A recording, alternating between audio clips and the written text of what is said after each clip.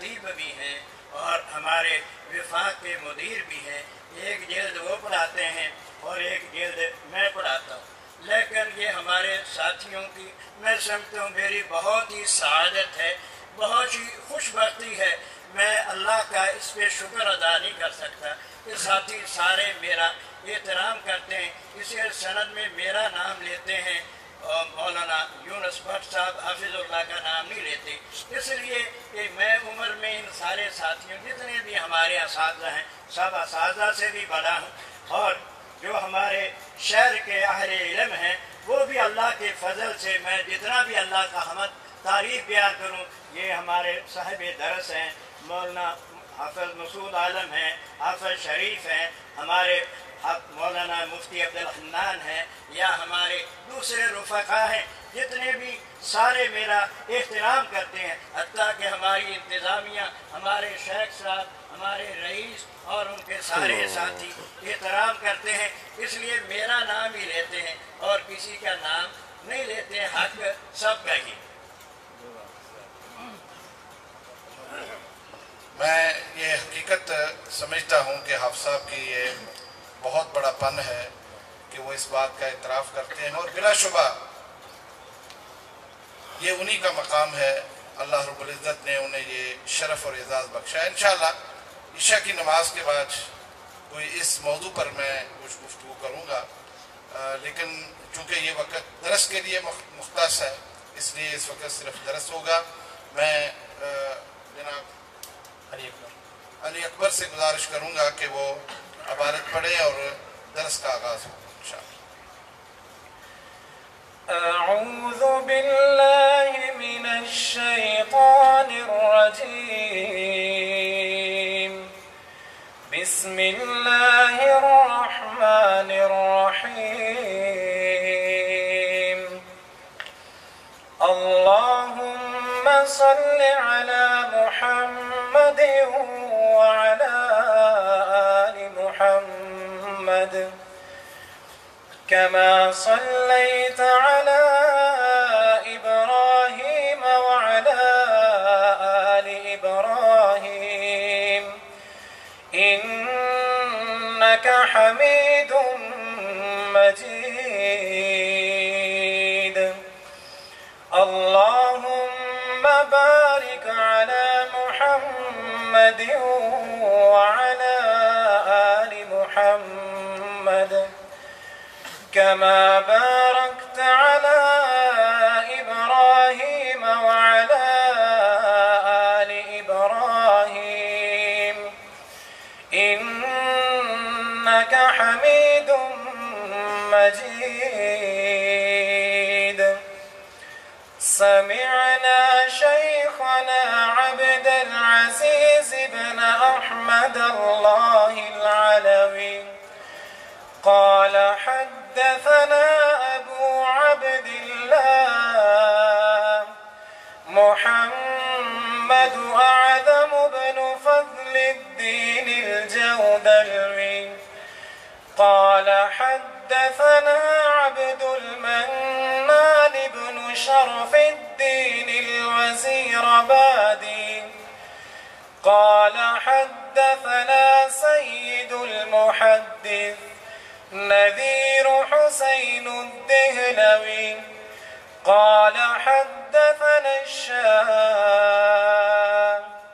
محمد إسحاق بن محمد أفضل العمري الدهلوي قال حدثنا الشام عبد العزيز بن أحمد الدهلوي عن أبيه أحمد المعروف بشاه ولي الله العمري الدهلوي قال حدثنا محمد بن إبراهيم الكردي المدني وقال حدثنا الشيخ عبد الحق البنارسي عن محمد بن علي الشوكاني عن عبد القادر بن أحمد الكوكباني عن محمد بن علاء الدين المزداجي عن أبيه علاء الدين المزداجي قال كلاهما أخبرنا إبراهيم بن الحسن الكردي عن أحمد بن محمد القشاش المالكي قال حدثنا أحمد بن عبد القدوس الشناوي قال حدثنا الشمس محمد بن أحمد بن حمزة الرملي عن شيخ الإسلام زكريا بن محمد الأنصاري قال حدثنا أبو الفضل أحمد بن علي بن حجر العسقلاني قال حدثنا زين الدين إبراهيم بن أحمد التنوخي عن العباس أحمد بن أبي طالب الحجار قال حدثنا حسين بن المبارك الزبيدي الحنبلي قال حدثنا أبو الوقت عبد الأول بن عيسى السجزي الهروي عن أبي الحسن عبد الرحمن بن محمد بن المظفر الداودي قال حدثنا أبو محمد عبد الله بن أحمد بن حمويه السرخسي قال حدثنا أبو عبد الله محمد بن يوسف بن مطر الفربري قال حدثنا الشيخ الإمام سيد الفقهاء والمحدثين أمير المؤمنين في الحديث أبو عبد الله محمد بن إسماعيل بن إبراهيم البخاري قال باب قول الله تعالى إنا أوحينا إليك كما أوحينا إلى نوح والنبيين من بعده إلى باب قول الله تعالى ونضع الموازين القسط ليوم القيامة وأن أعمال بني آدم وقولهم يوزن وقال مجاهد القسطاس العدل بالرومية ويقال القسط مصدر المقسط وهو العادل وأما القاسط فهو الجائر قال حدثنا أحمد بن وشكاب قال حدثنا محمد بن فضيل عن عمارة بن القعقاع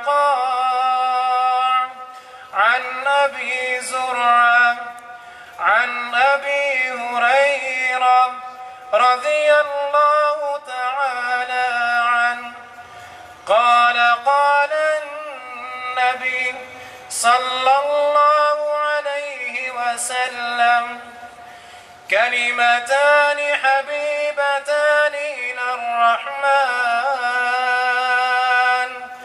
خفيفتان على اللسان ثقيلتان في الميزان سبحان الله وبحمده سبحان الله العظيم. ما شاء الله.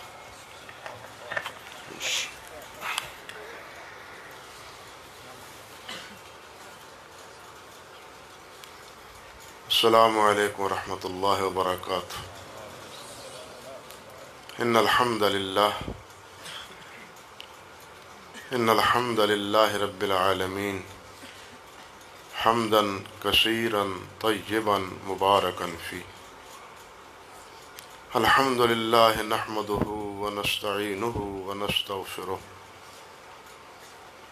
ونعوذ بالله من شرور أنفسنا ومن سيئات أعمالنا من يهده الله فلا مضل له ومن يضلل فلا هادي له وأشهد أن لا إله إلا الله وحده لا شريك له وأشهد أن محمدا عبده ورسوله أما بعد فأعوذ بالله السميع العليم من الشيطان الرجيم من همزه ونفخه ونفثه بسم الله الرحمن الرحيم يا أيها الذين آمنوا اتقوا الله حق تقاته ولا تموتن إلا وأنتم مسلمون يا أيها الناس اتقوا ربكم الذي خلقكم من نفس واحدة وخلق منها زوجها وبث منهما رجالا كثيرا ونساء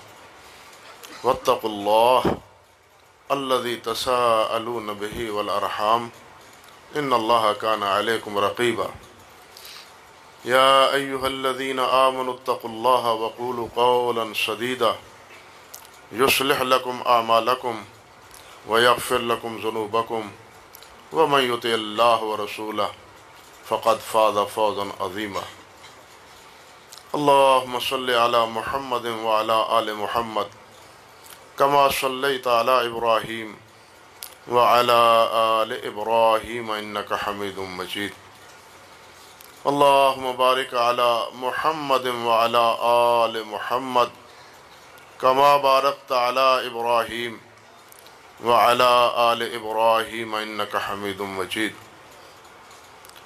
رب اشرح لي صدري ويسر لي أمري واحلل عقدة من لساني يفقه قولي اللهم انفعنا بما علمتنا وعلمنا ما ينفعنا وزدنا علما اللهم إنا نعوذ بك من علم لا ينفع ومن قلب لا يخشع ومن نفس لا تشبع ومن دعوات لا يستجاب لها. واجب التکریم شیوخ و اساتذہ کرام، حاضرین گرامی قدر، عزیز طلباء، آج اللہ کے فضل و کرم سے آپ الجامع الصحیح یا الجامع المسند الصحیح کی آخری حدیث کا سبق یا درس سماعت فرما رہے. آخری باب کے الفاظ اور حدیث پاک کے الفاظ عزیز طالب علم کی زبان سے آپ سن چکے ہیں، اور میں نے انہیں دہرانے سے گریز کیا ہے وقت کی تنگ دامنی کی وجہ سے.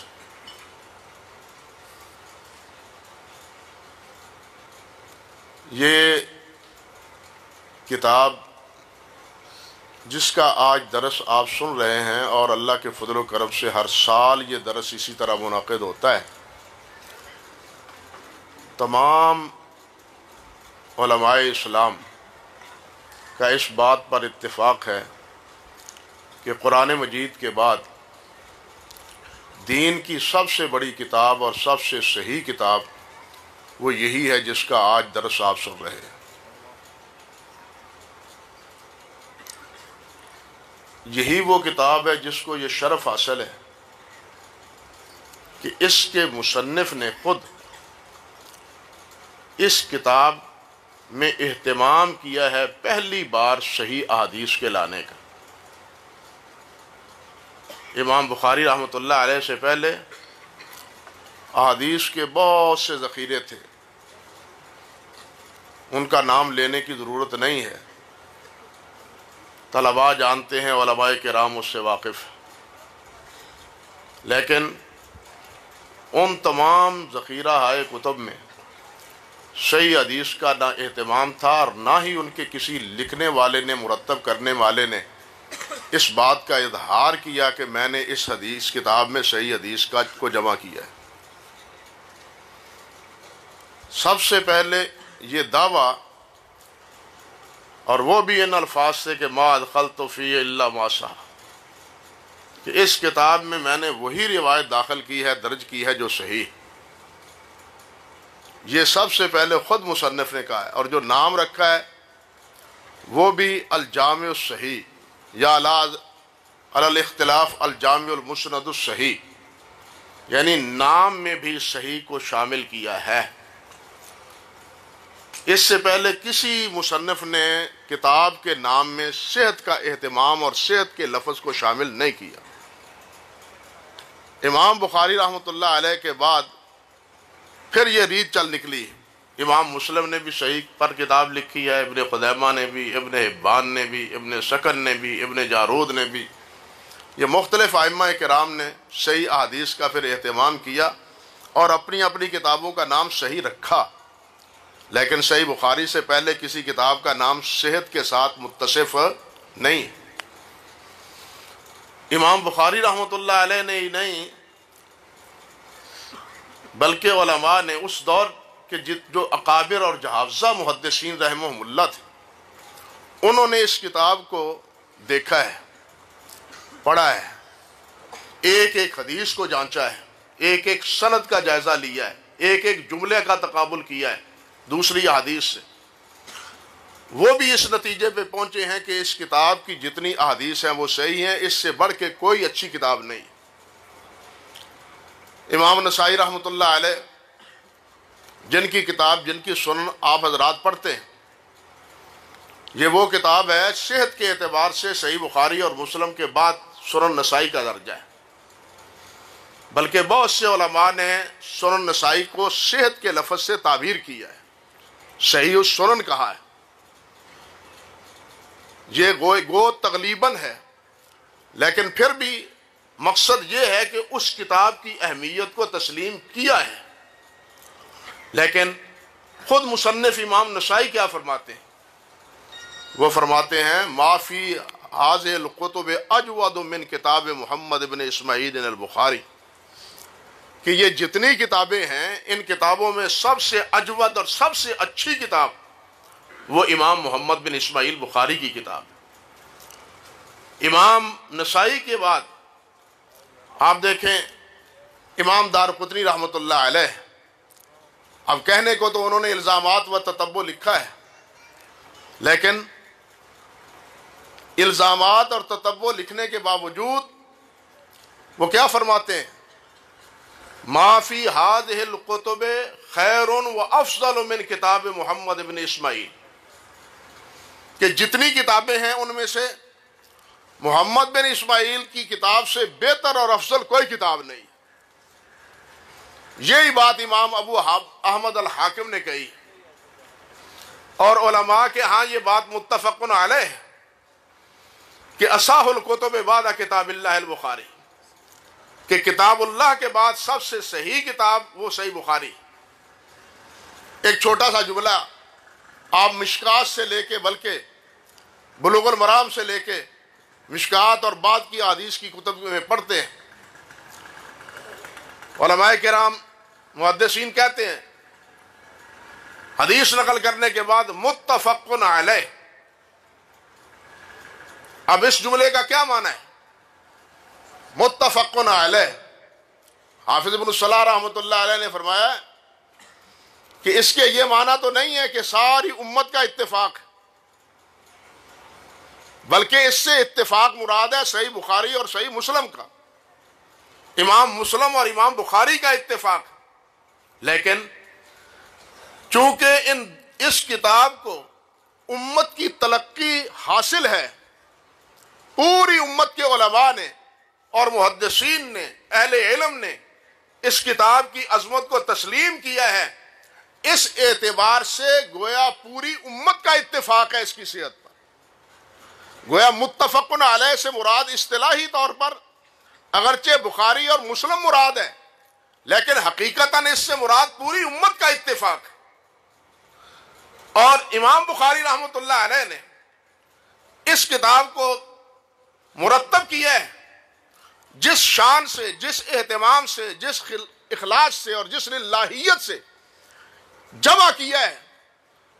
کسی مصنف نے اس طرح اہتمام نہیں کیا. وہ اہتمام باقی کسی کتاب کے مصنف کے ہاں نہیں ہے جو حضرت امام بخاری رحمۃ اللہ علیہ کے ہاں. ایک ادنا طالب علم ہونے کے ناطے پوری ذمہ داری سے کہتا ہوں کہ امام بخاری رحمۃ اللہ علیہ پہلے شخص ہیں، پہلے وہ محدث ہیں جنہوں نے اس کتاب کو لکھنے میں یہ اہتمام کیا ہے کہ پہلے تو اس کتاب کا آغاز مکہ مکرمہ میں کیا ہے. اس کے ابواب مدینہ طیبہ میں ریاض الجنہ میں بیٹھ کے کیے. ریاض الجنہ میں، اس جگہ میں جس جگہ کو اللہ کے رسول صلی اللہ علیہ وسلم نے فرمایا بین بیتی و ممبری روضۃ من ریاض الجنہ، کہ میرے بیت، میرے گھر اور میرے ممبر کے مابین کی جگہ وہ جنت کا ایک ٹکڑا ہے. اس جگہ بیٹھ کے امام بخاری رحمۃ اللہ علیہ نے یہ باب باندھے ہیں، باب و فلاں، باب و فلاں، باب و فلاں. اور حدیث لکھنے کا اہتمام اور ابتدا اور آغاز وہ کہاں کیا ہے؟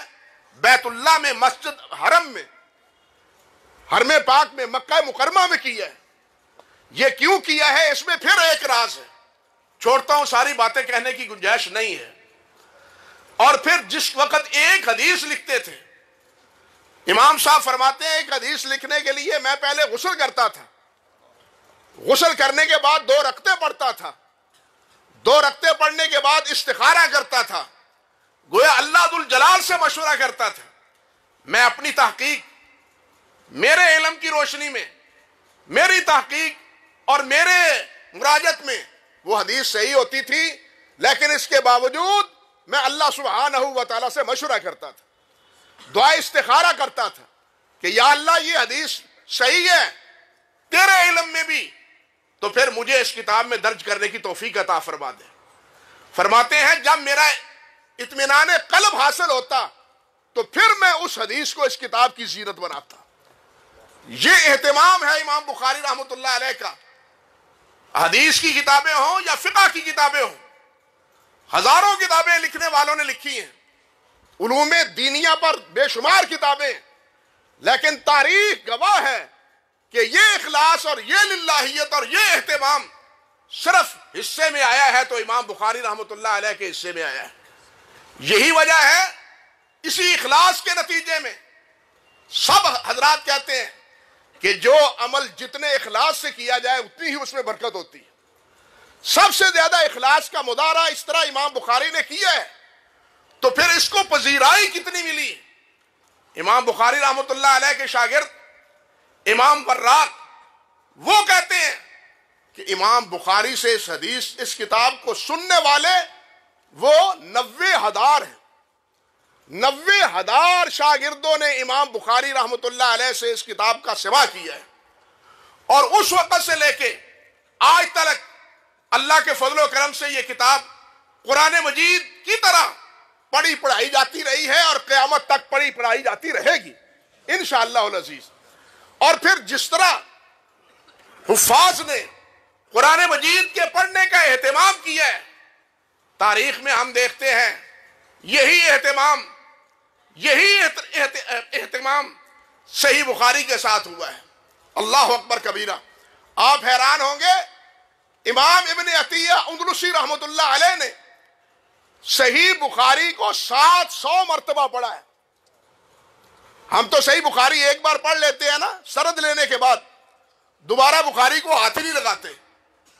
بخاری شریف کہاں ہے، بس پڑھ لیے ایک بار۔ یہ وقت کا محدث ہے، وقت کا مفسر ہے ابن عطیہ اندلسی رحمۃ اللہ علیہ۔ وہ صحیح بخاری کو کتنی بار پڑھتا ہے، حافظ ذہبی نے سیر و اعلام النبلاء میں لکھا ہے 700 مرتبہ صحیح بخاری کو بار بار پڑھا ہے۔ امام محمد بن یعقوب، یہ کون ہے؟ قاموس کے مصنف، لغت کے امام۔ قاموس مرجع ہے بنیادی لغت عرب کا۔ یہی امام فیروز آبادی رحمۃ اللہ علیہ لکھا ہے تاج العروج کے مقدمے میں علامہ زبیدی نے کہ شیخ فیروز آبادی نے صحیح بخاری کو 50 مرتبہ پڑھا ہے۔ اب یہ تو نہیں کہ ان کو بخاری آتی نہیں تھی، اس کی الفاظ کے معانی سے واقف نہیں تھے، لیکن بخاری میں جتنے حقائق، جتنی فقہ، جتنی بصیرت، جتنے مسائل بیان ہوئے ہیں، گویا ان کو سمجھنے کے لیے امام فیروز آبادی جیسے لغوی امام نے اس کو 50 سے زیادہ مرتبہ پڑھا ہے۔ اور یہی کیفیت دوسرے حضرات کی بھی ہے۔ کہنے کا مطلب یہ ہے کہ ایک ہی بار پڑھ کے کتاب ٹھپ کر کے نہیں رکھ دی گئی، بلکہ ہر دور میں اس کے پڑھنے کا باقاعدہ اہتمام ہوا ہے، اور آج تک اللہ کے فضل و کرم سے یہ اہتمام جاری اور ساری ہے۔ بلکہ بعض مدارس میں آپ حیران ہوں گے، بعض مدارس میں جہاں تعداد صحیح بخاری کی پڑھنے والے زیادہ ہیں، وہ بخاری کی شریف کے سبق سے پہلے صحیح بخاری کا ختم کرتے ہیں، صحیح بخاری کا ایک بار ختم کرتے ہیں، دعا کرتے ہیں، پھر صحیح بخاری کا سبق پڑھتے ہیں۔ یعنی صحیح بخاری جب ختم ہونی ہے وہ تو ہونی ہے، لیکن اس سے پہلے روزانہ ختم ہو رہی ہے۔ اس کا اختتام پوری کتاب کو دوبارہ یعنی روزانہ پڑھا جا رہا ہے۔ یہ اہتمام کس کتاب کے ساتھ ہے؟ صحیح مسلم کے ساتھ نہیں ہے، ترمذی ابو داؤد کے ساتھ نہیں ہے، نسائی مشکات کے ساتھ نہیں ہے، ابن ماجہ کے ساتھ نہیں ہے۔ یہ اہتمام ہے تو امام بخاری رحمۃ اللہ علیہ کی صحیح کتاب کو ہے۔ اور یہ کیوں ہے؟ امام بخاری رحمۃ اللہ علیہ کے اخلاص کا نتیجہ ہے، ان کے للہیت کا نتیجہ ہے۔ جس محبت سے، جس اخلاص سے، جس للہیت سے انہوں نے اس کتاب کو مرتب کیا ہے، حالانکہ مثال پہلے موجود ہے، لیکن اس کے باوجود بھی یہ اہتمام نہ کسی مصنف نے کیا ہے اور نہ ہی بعد میں آنے والے صحیح بخاری سے آگے بڑھ سکے ہیں، صحیح بخاری سے آگے بڑھ سکے ہیں۔ پہلے تو مثال ہی نہیں تھی، صحیح احادیث پر مرتب کوئی کتاب ہی نہیں تھی، لیکن اب تو امام بخاری نے مثال پیش کر دی، بنیاد رکھ دی۔ اب بعد میں آنے والوں کو سہولت میسر آئی کہ ہم اس کتاب کے تناظر میں جناب صحیح احادیث کا ذخیرہ جمع کریں اپنی اسانید کے حوالے سے۔ لیکن جن حضرات نے، خواہ وہ امام مسلم ہو، ابن خزیمہ ہو، ابن حبان ہو، یا ابن السکن ہو، ابن جارود ہو، یا ضیاء مقدسی ہو، جن کی کتاب پر صحت کا حکم لگایا جاتا ہے، ان کی کتابوں کی وہ حیثیت اور ان میں روایات کا وہ مقام نہیں ہے جو صحیح بخاری کی کتاب میں روایات کا مقام ہے، جو صحیح بخاری کی روایات میں کا مقام اور مرتبہ ہے۔ امام بخاری رحمۃ اللہ علیہ کسی روایت کتاب کو لاتے ہیں، کسی روایت کو لاتے ہیں، روایت کو لانے کے بعد اب ہوتا کیا ہے، وہی کتاب، وہی روایت دوسری کتابوں میں بھی ہے۔ اب ذرا مسئلہ سمجھیے، اپنے شیوخ کے واسطے سے وہی روایت اپنی سند سے دوسرے حضرات بھی لاتے ہیں۔ اب سوال یہ پیدا ہوتا ہے، روایت ایک ہے، متن ایک ہے، لیکن بخاری کی روایت کو ترجیح کیوں ہے؟ سوال سمجھیں، بخاری کی روایت کو ترجیح کیوں ہے؟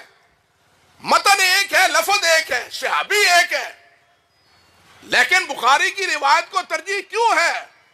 اس لیے ترجیح ہے کہ صحیح بخاری کو تلقی امت حاصل ہے، صحیح بخاری کو تلقی امت حاصل ہے، صحیح مسلم کو بھی ہے، لیکن ان دونوں کتابوں کے ساتھ ساتھ اگر کوئی روایت دونوں کتابوں میں آتی ہے تو سونے پہ سہاگا، اگر نہیں ہے تو پھر صحیح بخاری کی روایت اس کے مقابلے میں کوئی کتاب کی روایت وہ اس کے درجے اور مرتبے کی نہیں ہے۔ آپ دیکھیں تشہد کے باب میں آپ روایات پڑھتے ہیں، تشہد حضرت عبداللہ ابن مسعود رضی اللہ تعالی عنہ سے بھی مروی ہے، تشہد کے الفاظ عبداللہ ابن عباس سے بھی مروی ہے، تشہد کے الفاظ حضرت عمر بن خطاب سے بھی مروی ہے، مگر ہے کیا؟ علماء احناف نے عبداللہ بن مسعود رضی اللہ تعالی عنہ کے بیان کردہ الفاظ کو لیا ہے، شوافع نے عبداللہ ابن عباس کے بیان کردہ الفاظ کو لیا ہے۔ اب دونوں کے مابین اختلاف ہے کہ افضل تشہد کون سا ہے، وہ جو جس کو روایت کرتے ہیں عبداللہ ابن مسعود یا وہ جس کو روایت کرتے ہیں عبداللہ ابن عباس۔ کتابوں میں یہ تفصیل سے بحث موجود ہے، ساری حکایت واقعات کی کہنا مقصد نہیں، لیکن جو بات میں کہنی چاہتا ہوں وہ یہ کہ حضرت عبداللہ بن عباس کی روایت صحیح مسلم میں ہے اور عبداللہ بن مسعود کی روایت صحیح مسلم اور صحیح بخاری میں بھی ہے، اور یہاں علامہ ذیلی کہتے ہیں کہ جو روایت صحیح بخاری اور مسلم میں ہو وہ محدثین کے نزدیک راجح ہے تنہا صحیح مسلم سے، یعنی ترجیح کس کو حاصل ہے؟ صحیح بخاری اور صحیح مسلم کی روایت کو۔ اگر مسلم میں ہے مقدم مقابل صحیح ہے، روایت صحیح ہے، لیکن ترجیح کس کو ہوگی؟ صحیح بخاری کی روایت کو۔ لیکن آج کے دور میں ایک اور المیہ ہے، المیہ یہ ہے کہ اب صحیح مسلم کی بات نہیں، ان مصنفین کی کتابوں کی بات نہیں جنہوں نے صحیح پر کتابیں لکھی ہیں۔ اب ایک نیا دعویٰ آیا ہے 14ویں صدی کی، میں اس کو بدعت کہا کرتا ہوں، میں اس کو 14ویں صدی کی بدعت کہتا ہوں معذرت کے ساتھ۔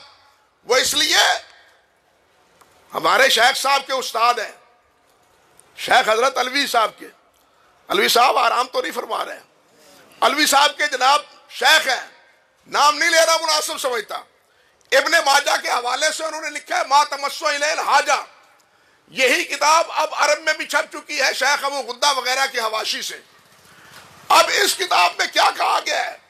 بالکل الٹ، پوری امت کے خلاف۔ المیہ یہ ہے کہ پوری امت کے خلاف، امت کا اتفاق ہے اصح الکتب بعد کتاب اللہ البخاری، لیکن وہ صاحب کیا کہتے ہیں کہ نہیں، سب سے اصح وہ کتاب الاثار ہے امام محمد کی، جو امام ابو حنیفہ کی بھی کہلاتی ہے، سب سے اصح وہ ہے، اور اس کا درجہ موطا کے مقابلے میں وہی درجہ ہے جو صحیح بخاری اور صحیح مسلم کا ہے۔ گویا کتاب الاثار بمنزلہ صحیح بخاری کے ہے اور موطا بمنزلہ صحیح مسلم کے ہے۔ پھر اس سے آگے اگلی ہرزہ سرائی یہ کی گئی ہے کہ کتاب الاثار ہیا ام الام، ہیا ام الام علی رغم من انکرا، کوئی انکار کرتا ہے کرتا پھرے، لیکن تمام کتابوں کی کتاب الاثار ہے۔ انا للہ و انا الیہ راجعون۔ حالانکہ اگر کتاب الاثار کا تجزیہ کیا جائے، اس کی تحلیل کی جائے، پہلی بات تو یہ ہے، ایک طالب علم کے حوالے سے عرض کروں گا کہ بنیادی روایت کم و بیش 70 سے 80% روایات وہ حماد بن ابی سلیمان سے ہے۔ امام ابو حنیفہ رحمۃ اللہ علیہ کے استاد حماد بن ابی سلیمان سے ہیں، اور امام احمد بن حنبل کیا کہتے ہیں؟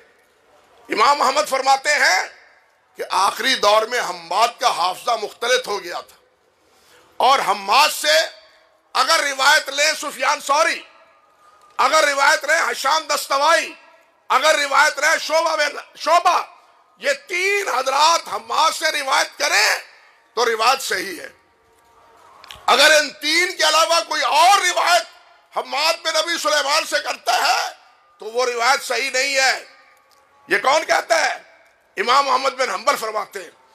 اب اس ناطے کتاب الآثار کے یوں کہہ لیجئے 70% روایات کمزور، 70% روایات وہ کتاب الآثار کی کمزور.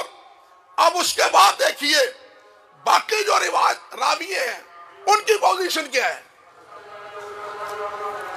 اسی کتاب میں ابان بن ربیع عیاش جیسا راوی، اسماعیل بن مسلم جیسا راوی، اسی کتاب میں سلیمان بن طریف بن سلیمان سفیان جیسا راوی، محمد بن ایوب، اور اسی کتاب میں اللہ آپ کا بھلا کرے طریف بن سفیان اور مجاہد بن سعید اور سعید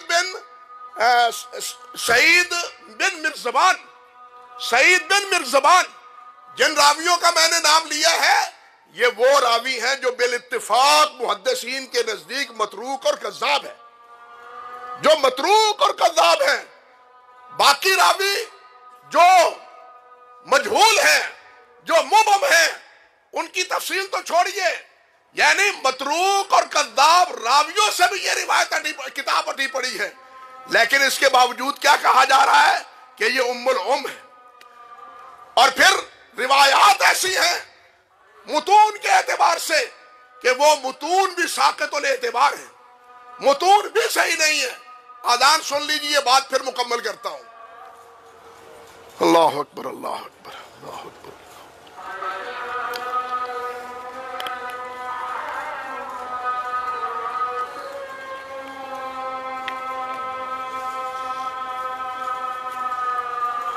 اشہد ان محمد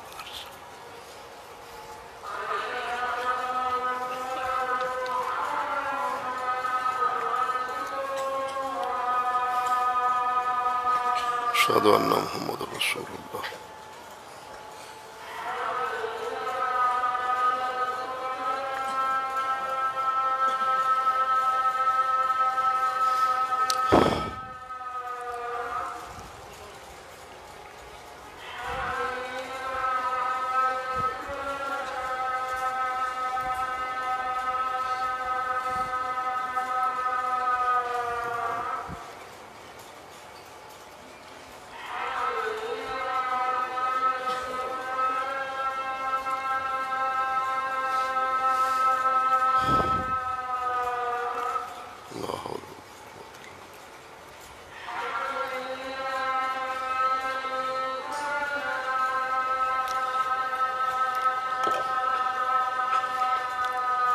لا حول ولا قوة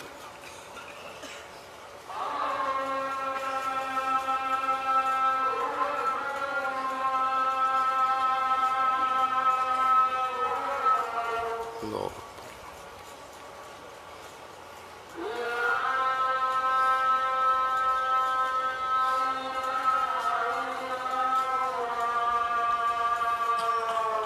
لا إله إلا الله. صل على محمد آل ابراہیم انک حمید مجید. اللہ رب حاسد آت محمد وسیلہ وسلم. جی ہاں، میں ذکر کر رہا تھا کتاب الآثار جن راویوں سے اٹی پڑی ہے اس کے حوالے سے، لیکن اگر متون پر نظر دوڑائی جائے تو بہت سے متون ایسے ہیں جو صحیح احادیث کے بالکل معارض اور حقیقت کے بالکل خلاف.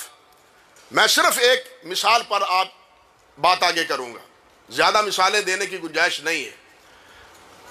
کتاب الآثار میں امام محمد امام حنیفہ کے واسطے سے اور وہ سعید بن جبیر کے واسطے سے اور سعید بن جبیر عبداللہ ابن عمر کے واسطے سے. سعید بن جبیر پوچھتے ہیں عبداللہ ابن عمر سے رضی اللہ تعالی عنہ کہ نبی علیہ السلام فتح مکہ کے موقع پر بیت اللہ کے اندر تشریف لے گئے تھے تو نبی علیہ السلام نے بیت اللہ کے اندر کتنی رکعتیں پڑھی تھی؟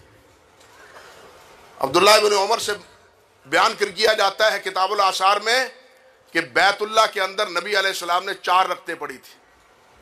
کتنی؟ 4 रखते। اب کون پوچھے اور کون کہے کہ جی عبداللہ ابن عمر تو نبی علیہ الصلوۃ والسلام کے ہمراہ نہیں تھے. عبداللہ بن عمر بیت اللہ میں داخل ہونے والوں میں شامل نہیں تھے. بیت اللہ میں داخل ہونے والے ہیں حضرت بلال اور حضرت اسامہ. حضرت بلال اور حضرت اسامہ. صحیح بخاری کی روایت یہ ہے کہ عبداللہ ابن عمر نے حضرت اسامہ سے پوچھا ہے کہ نبی علیہ الصلوۃ والسلام نے بیت اللہ کے اندر کتنی رکعتیں پڑھی ہیں؟ صحیح بخاری کی روایت ہے کہ 2 رکعتیں پڑھی ہیں. کتنی رکعتیں پڑھی ہیں؟ 2 رکعتیں. اب آپ مجھے بتلائیں کہ یہ 4 رکعتیں پڑھنے والا قصہ کہاں سے آ گیا ہے؟ سند ہے سعید بن جبیر سے اور وہ ہے عبداللہ ابن عمر سے رضی اللہ تعالی عنہ. لیکن یہ روایت صحیح بخاری، صحیح مسلم اور دوسری جتنی امہات الکتب ہے ان تمام کتابوں کے خلاف. اس کے علاوہ کسی ایک کتاب گئی گزری اس میں روایت میں بھی نہیں ہے کہ نبی علیہ السلام نے 4 رکعتیں پڑھی.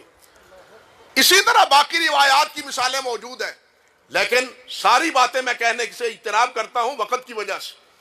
پھر یہی کتاب ہے. کتاب کی ہمیشہ عظمت کتاب کے مصنف کی بنا پر ہوتی ہے. کتاب کی مصنف کی بنا پر ہوتی ہے. جتنا بڑا لکھنے والا ہو اتنی ہی اہمیت اور اتنا ہی مقام اس کتاب کا ہوتا ہے.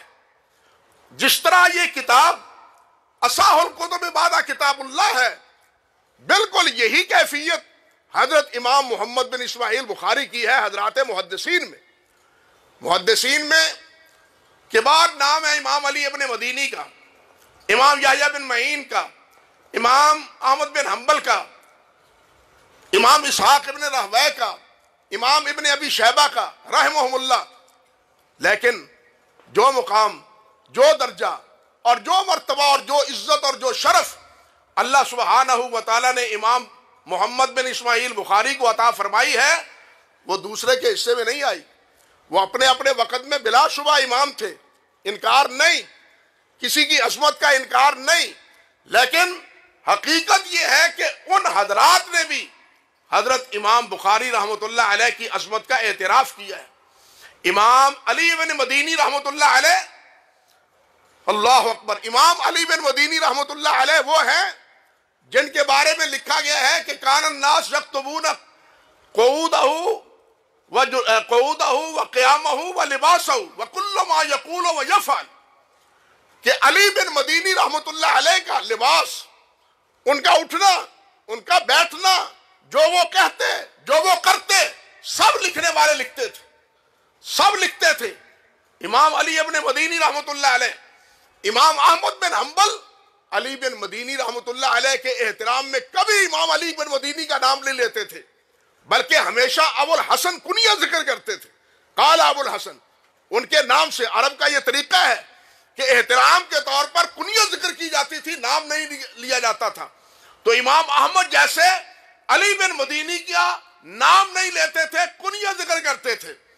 اور خطیب بغدادی نے الجامع بین فی آداب الراوی والسامع، اس میں لکھا ہے کہ امام علی بن مدینی رحمۃ اللہ علیہ کی علوم الحدیث پہ 200 کتابیں ہیں. 200 کتابیں ہیں امام علی ابن مدینی رحمۃ اللہ علیہ کی. وہ کہاں گئی یہ علیحدہ داستان ہے. اتنا بڑا محدث، ان کے بارے میں امام بخاری رحمۃ اللہ علیہ کا تاثر یہ ہے کہ مستصغر تو امام احد الا امام علی ابن المدینی، کہ میں نے کسی کے سامنے اپنے آپ کو حقیر نہیں سمجھا، معمولی نہیں سمجھا سوائے علی بن مدینی کی. گویا علی بن مدینی رحمۃ اللہ علیہ، ان کا علم، ان کا مقام اور ان کا مرتبہ اور ان کی معرفت، میں اس سے متاثر ہوں. اب سمجھے ہیں یہ بات؟ ہم امام احمد بھی، ہم امام یحییٰ بن معین بھی، امام اسحاق ابن راہویہ بھی، سب ہیں. لیکن امام بخاری کے دل و دماغ پر کس کے علم کی چھاپ لگی ہوئی ہے؟ وہ امام علی ابن مدینی رحمۃ اللہ علیہ کی ہے. جب یہی جملہ امام علی ابن مدینی رحمۃ اللہ علیہ کے سامنے کسی نے کہا کہ آپ کے تلمیذ اور آپ کے شاگرد آپ کے بارے میں یہ بات کہتے ہیں، تو وہ کہنے لگے دا قولہ فإنہ لم یرى مثلہ، اس کی بات چھوڑو، محمد بن اسماعیل بخاری جیسا کس نے دیکھا ہے؟ یہ بھی ایک عجیب داستان ہے، عجیب بات ہے۔ امام حاکم کہتے ہیں کہ میں نے امام دارقطنی اور ابو بکر نیساپوری جیسا کوئی نہیں دیکھا۔ امام دارقطنی اور نیساپوری جیسا کوئی نہیں دیکھا۔ ابو بکر کہتے ہیں میں نے امام اسحاق اور ابن خدیمہ جیسا کوئی نہیں دیکھا۔ ابن خدیمہ کہتے ہیں میں نے محمد بن اسماعیل بخاری جیسا کوئی نہیں دیکھا۔ امام بخاری کہتے ہیں میں نے احمد اور علی بن مدینی جیسا کوئی نہیں دیکھا۔ احمد بن حنبل کہتے ہیں میں نے یحییٰ بن سعید انصاری جیسا کوئی نہیں دیکھا۔ یحییٰ بن سعید کہتے ہیں میں نے سفیان، شعبہ اور ثوری جیسا کوئی نہیں دیکھا۔ امام مالک، شعبہ اور ثوری، امام مالک کہتے ہیں رحمت اللہ علیہ میں نے زہری جیسا کوئی نہیں دیکھا۔ زہری کہتے ہیں میں نے سعید بن مسیب جیسا کوئی نہیں دیکھا، اور سعید بن مسیب کہتے ہیں میں نے ابو ہریرہ جیسا کوئی نہیں دیکھا۔ یہ ہے سلسلہ حفاظ جو ایک دوسرے کے بارے میں کہتے ہیں کہ ہم نے اس جیسا آدمی کوئی نہیں دیکھا۔ علی بن مدینی کے بارے میں بھی یہی تاثر ہے، بلکہ استاد کا تاثر امام بخاری کے جیسے بارے میں ہے، دا قولہ فإنہ لم یری مثلہ، اس نے اپنے جیسا دیکھا کہاں ہے۔ یہاں امام بہقندی رحمت اللہ علیہ، امام قتیبہ بن سعید رحمت اللہ علیہ، امام اسحاق بن راہویہ رحمت اللہ علیہ، امام موسیٰ بن ہارون رحمت اللہ علیہ، امام عبداللہ بن حماد رحمت اللہ علیہ، ان تمام اکابر نے جو بات کہی ہے، اللہ کی قسم ایک ایک جملہ ہمارے لیے باعث عبرت ہے۔ آپ دیکھیں حافظ ابن حجر رحمت اللہ علیہ نے ان تمام ائمہ کے اقوال کا نچوڑ پیش کیا ہے۔ تفصیل سب حذف کر رہا ہوں، نچوڑ: محمد ابن اسماعیل البخاری جبل الحفظ، امام الدنیا فی فقہ الحدیث، امام الدنیا فی فقہ الحدیث، کہ محمد بن اسماعیل بخاری حافظے کا پہاڑ ہے، حافظے کا پہاڑ ہے۔ اللہ اکبر کبیرہ، جو بات سن لیتے ہیں وہی یاد ہو جاتی ہے، جو بات کان میں پڑی وہ محفوظ ہو گئی۔ اور کئی داستانیں ہیں امام بخاری رحمت اللہ علیہ کے حوالے سے اسی سلسلے میں کہ ان کا حافظہ ضرب المثل تھا، اور ان کے حافظے پر دوسرے حضرات ناز کرتے تھے اور اس کی تعریف کرتے تھے۔ حافظ ابن حجر رحمت اللہ علیہ نے اس کو ایک جملے میں ذکر کیا ہے، جبل الحفظ، حافظے کے پہاڑ تھے۔ ان کے حافظے کی داستانیں نہیں دہرائی جا سکتی۔ پھر آگے دیکھیے، امام الدنیا فی فقہ الحدیث، فقہ حدیث میں دنیا کے وہ امام ہیں، فقہ الحدیث میں دنیا کے امام ہیں۔ یہ جملہ بڑا ہی معنی خیز ہے۔ بعض حضرات ہیں، بعض ائمہ ہیں، امام احمد بن حنبل رحمۃ اللہ علیہ بڑے ہیں، لیکن وہ امام شمار ہوتے ہیں کن کے؟ حنابلہ کے، اور حناف ماننے کے لیے تیار نہیں ہے۔ حتیٰ کہ کہنے والوں نے یہ کہا کہ ابن عبد البر نے تو انہیں فقہاء میں شامل نہیں کیا، انا للہ و انا الیہ راجعون، یہ بھی انتقام ہے، فقہاء میں شامل ہی نہیں کیا۔ ادھر امام شافعی ہے تو کہتے ہیں امام شافعی پر تو ابن یحییٰ بن معین نے جرح کی ہے۔ یحییٰ بن معین، امام شافعی فقیہ ہے، محدث نہیں ہے۔ امام مالک رحمت اللہ علیہ ہے، مالکی امام مانتے ہیں، بہت بڑا مقام اور مرتبہ ہے امام مالک رحمت اللہ علیہ کا، لیکن تفسیری خدمات امام مالک رحمت اللہ علیہ کی امت کے سامنے نہیں ہے۔ لیکن امام بخاری واحد ہے، واحد امام بخاری ہیں کہ جن کی تفسیر، جن کی حدیث، جن کی تاریخ، جن کی علت، ہر فن میں وہ اپنے موضوع پہ یکتا ہے اور نادر ہے۔ سب کے جو امام ابو احمد نے کہا تھا کہ کل من جاء بعدہ اخذ منہ، کہ جو بعد میں آیا ہے اس نے بخاری سے لیا ہے، جو بعد میں آیا ہے اس نے بخاری سے لیا ہے۔ بخاری کے علاوہ صحیح مسلم ہی نہیں، امام بخاری نے تاریخ کبیر لکھی ہے تو ابو زرع اور ابو حاتم نے الجرح والتعدیل صحیح بخاری کو دیکھ کے لکھی ہے۔ امام بخاری نے القناع لکھی ہے تو امام مسلم نے کتاب القناع امام بخاری کی قناع کو دیکھ کے لکھی ہے۔ امام بخاری رحمت اللہ علیہ نے معرفت الصحابہ لکھی ہے۔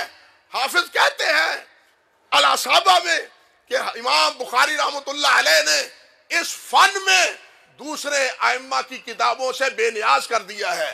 یہ حافظ ابن حجر کا تبصرہ ہے الاصابہ میں امام بخاری رحمۃ اللہ علیہ کی معرفت الصحابہ کے بارے میں۔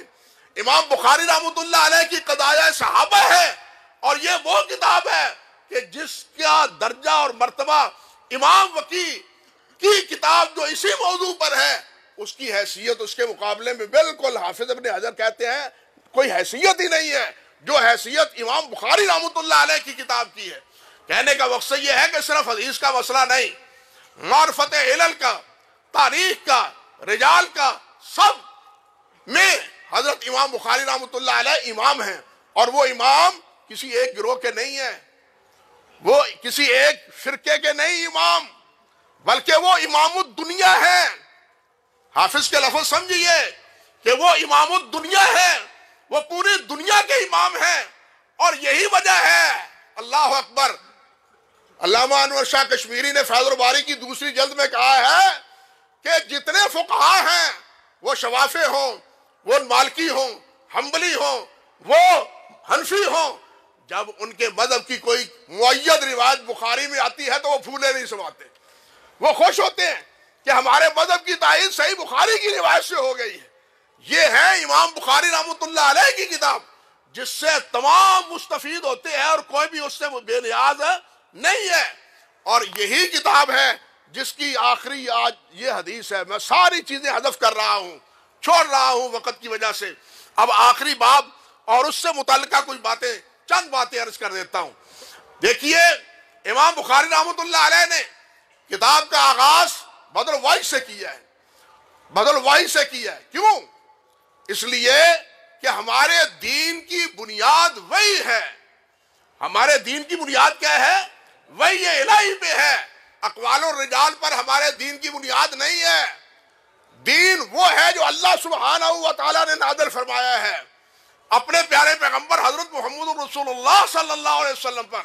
اس لیے امام بخاری نے کتاب کی ابتدا وہ باب و بدل وحی سے کی ہے کہ وحی کی ابتدا اور آغاز کس طرح ہوا ہے، اور اس میں وہ روایت لائے ہیں امام حمیدی رحمۃ اللہ علیہ سے، اور انما الاعمال بالنیات، اور اس کے بعد وحی کی بات، اور آخری کتاب کتاب التوحید لائے ہیں، کتاب التوحید لائے ہیں۔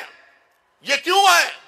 اگر کتاب کی ابتدا انما الاعمال بالنیات سے ہے تو آخری کتاب التوحید، اللہ اکبر، نبی علیہ السلام نے فرمایا انما الاعمال بالخواتیم، کہ اعمال کا دار و مدار کس پر ہے؟ خاتمہ عمل پر ہے، خاتمہ عمل پر ہے۔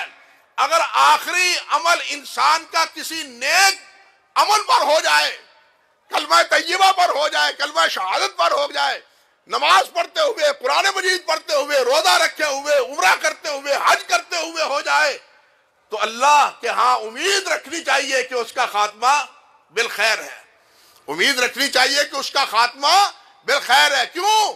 انما الاعمال بالخواتیم، اور نبی علیہ السلام نے یہ فرمایا ہے کہ من کان آخر کلامہ لا الہ الا اللہ دخل الجنہ۔ آپ جانتے ہیں امام بخاری نے کتاب الایمان لائے ہیں، امام بخاری، اور ایمان میں کیا اللہ پر ایمان ذکر ہے یا نہیں؟ ایمان باللہ، اللہ پر ایمان کا ذکر ہے یا نہیں؟ لیکن اس کے باوجود امام بخاری آخر میں کتاب التوحید لائے ہیں، اور کتاب التوحید میں کتنے ایماندار ہیں؟ وَمَا يُؤْمِنُ أَكْثَرُهُم بِاللَّهِ إِلَّا وَهُم مُشْرِكُونَ، کتنے ہیں جو اللہ کو مانتے ہوئے بھی شرک کا مرتکب ہیں، اللہ کو مانتے ہوئے بھی شرک کے کیا ہیں؟ مرتکب ہیں۔ امام بخاری رحمۃ اللہ علیہ نے کتاب الایمان میں تو ایمان کی دعوت دی، اور آخر میں یہ بات سمجھائی کہ اگر ایمان ٹھیک ہے، اللہ کو مان لیا، اللہ کے رسول کو مان لیا، قیامت کو مان لیا، لیکن اگر اعمال میں، عقیدے میں شرک ہے، توحید پہ انسان نہیں ہے، اللہ کی یکتائی کا اعتراف نہیں کرتا، تو وہ آدمی اللہ کے ہاں سرخرو نہیں ہوگا، وہ اللہ کے ہاں سرخرو نہیں ہوگا۔ اور کتاب کے اختتام میں اشارہ یہ بھی ہے کہ اللہ والوں، اگر زندگی کے پہلے لمحات میں، پہلے اوقات میں کہیں یہ غلطیاں ہو بھی گئی ہیں، یعنی یہ غلطیاں اگر ہو بھی گئی ہیں، تو آخری زندگی میں ہی سنبھالا کر لو، اب بھی توبہ کر لو، اب بھی اللہ رب العزت کی طرف رجوع کر لو تاکہ انجام بخیر ہو پائے۔ تو اس وجہ سے امام بخاری رحمۃ اللہ علیہ نے آخری کتاب التوحید اور ساتھ اللہ ذوالجلال والاکرام کی صفات کا مسئلہ، جو اس دور میں ایک مارکۃ الآراء مسئلہ بنا ہوا تھا، اللہ ذوالجلال والاکرام کی صفات جتنی ہیں ہم ان تمام صفات کو مانتے ہیں، لیکن جہمیہ ایک فرقہ ایسا تھا جو اللہ ذوالجلال کی کسی صفت کو ماننے کے لیے تیار نہیں تھا۔ تو اسی لیے بعض نسخوں میں کتاب التوحید والرد علی الجہمیہ، کتاب التوحید والرد علی الجہمیہ، جہمیوں پر رد بطول خاص، کیونکہ اللہ ذوالجلال کی جتنی صفات ہیں ان تمام کا ذکر امام بخاری نے باندھ کے کیا ہے، اور ذکر کیا ہے کہ اللہ کی یہ صفت ہے، اللہ سمیع ہے، اللہ علیم ہے، اللہ بصیر ہے، یہ تمام صفات اللہ سبحانہ و تعالیٰ کی ہیں۔ اور اللہ ذوالجلال کلام کرتا ہے، اللہ متکلم ہے، بولتے ہیں اللہ سبحانہ و تعالیٰ، وحی کا سلسلہ اسی کلام کے ساتھ متعلق ہے، وحی کا سلسلہ بھی اسی کلام کے ساتھ متعلق ہے۔ اگر وحی کو ماننا ہے تو اللہ کے کلام کو ماننا ہوگا، اگر اللہ کے کلام کا انکار ہے تو حقیقتاً وحی الہی کا انکار ہے، حقیقتاً وحی الہی کا انکار ہے۔ یہی وجہ ہے، سمجھ لیجئے، یہی وجہ ہے کہ جتنے بدعی فرقے ہیں ان تمام میں سب سے زیادہ نکارت اور سب سے زیادہ محدثین کے ہاں برا عقیدہ جہمیہ کا عقیدہ تھا، حتیٰ کہ امام بخاری رحمۃ اللہ علیہ نے تو خلق و افعال العباد میں یہاں تک کہہ دیا کہ کفر الجہمیۃ اشد من کفر الیہود والنصارى، کہ جہمیہ کا کفر یہود و نصارہ سے بھی بڑا ہوا ہے۔ یعنی کس وجہ سے کہ اللہ کی صفات اور صفت کلام کا انکار کیا جائے گا تو حقیقتاً کس کا انکار ہے؟ وحی الہی کا انکار ہے، اور جو وحی الہی کا انکار ہے وہ مسلمان کیسے رہ سکتا ہے؟ اسلام اور مسلمانوں کی بنیاد ہی یہ ہے کہ ہمارے دین کی بنیاد کس بات پر ہے؟ وحی الہی پر، وحی الہی پر۔ اللہ نے بھی فرمایا تھا فَإِمَّا يَأْتِيَنَّكُم مِّنِّي هُدًى فَمَن تَبِعَ هُدَايَ فَلَا خَوْفٌ عَلَيْهِمْ وَلَا هُمْ يَحْزَنُونَ۔ یہ سلسلہ اللہ ذوالجلال نے انبیاء کرام علیہ السلام کے ذریعے جاری کیا، جس کا آخری سلسلہ نبی کریم حضرت محمد رسول اللہ صلی اللہ علیہ وسلم پر ختم ہوتا ہے۔ تو آخری کتاب میں اس جامعہ کا بھی رد کیا ہے امام بخاری رحمۃ اللہ علیہ نے کہ اللہ سبحانہ و تعالی اپنی تمام صفات کے ساتھ متصف ہے۔ حیرانی کی بات ہے، وہ کہتے ہیں کہ یہ کلام، یہ قرآن مجید، یہ صفت نہیں ہے، کلام نہیں ہے، یہ مخلوق ہے اللہ سبحانہ و تعالیٰ کی۔ اللہ کا کلام، اللہ پیدا کرتے ہیں کلام کسی میں، اللہ خود کلام نہیں کرتے۔ یہ حتیٰ کہ اشعریوں نے بھی یہی کہہ دیا کہ کلام نفسی ہے، کلام لفظی نہیں ہے، نفسی کلام ہے۔ قرآن مجید گویا کہ اللہ سبحانہ و تعالیٰ کا کلام نہیں ہے، حالانکہ عقیدہ یہ ہے صحیح سلف کا کہ قرآن اللہ ذوالجلال نے جبرائیل کو بتلایا، جبرائیل نے یہی قرآن حضرت محمد رسول اللہ صلی اللہ علیہ وسلم کو پڑھایا ہے۔ یہ ہے صحیح عقیدہ سلف کا، حضرات صحابہ کرام اور حضرات محدثین رحمہم اللہ کا۔ لیکن جہمیہ نے کیا کہا اور معتزلہ نے کیا کہا، پھر بعد میں اشعریوں نے کیا کہا کہ اللہ متکلم نہیں ہے۔ اللہ کو متکلم مان لیا جائے تو لازم آئے گا کہ اللہ کے معاذ اللہ ہونٹ ہیں، دانت ہیں، زبان ہے، تو یہ تشبیہ لازم آئے گی۔ انا للہ و انا الیہ راجعون۔ انہوں نے اللہ کے کلام کو انسان کے کلام پر قیاس کیا جو بنیادی طور پر غلط ہے۔ اور آپ سے میں پوچھتا ہوں، سوچیں ذرا، کیا پتھر نبی علیہ السلام کو سلام کہتے تھے یا نہیں؟ درخت نبی علیہ السلام کے سامنے آپ کی رسالت کا اقرار کرتے تھے یا نہیں؟ پتھر کی زبان کسی نے دیکھی ہے اور درخت کی زبان کسی نے دیکھی ہے؟ اللہ سبحانہ و تعالیٰ نے ان کو بلایا اور وہ بولے، بولنے کے لیے زبان شرط تو نہیں ہے۔ یہ ہمارے اعضاء قیامت کے دن بولیں گے یا نہیں بولیں گے؟ کیا ان کی زبان ہے؟ انگلیوں کی زبان ہے؟ ہاتھوں کی، پاؤں کی زبان ہے؟ لیکن جب اللہ کا حکم ہو گیا یہ بھی زبان بولیں گے، بغیر زبان کے بولیں گے۔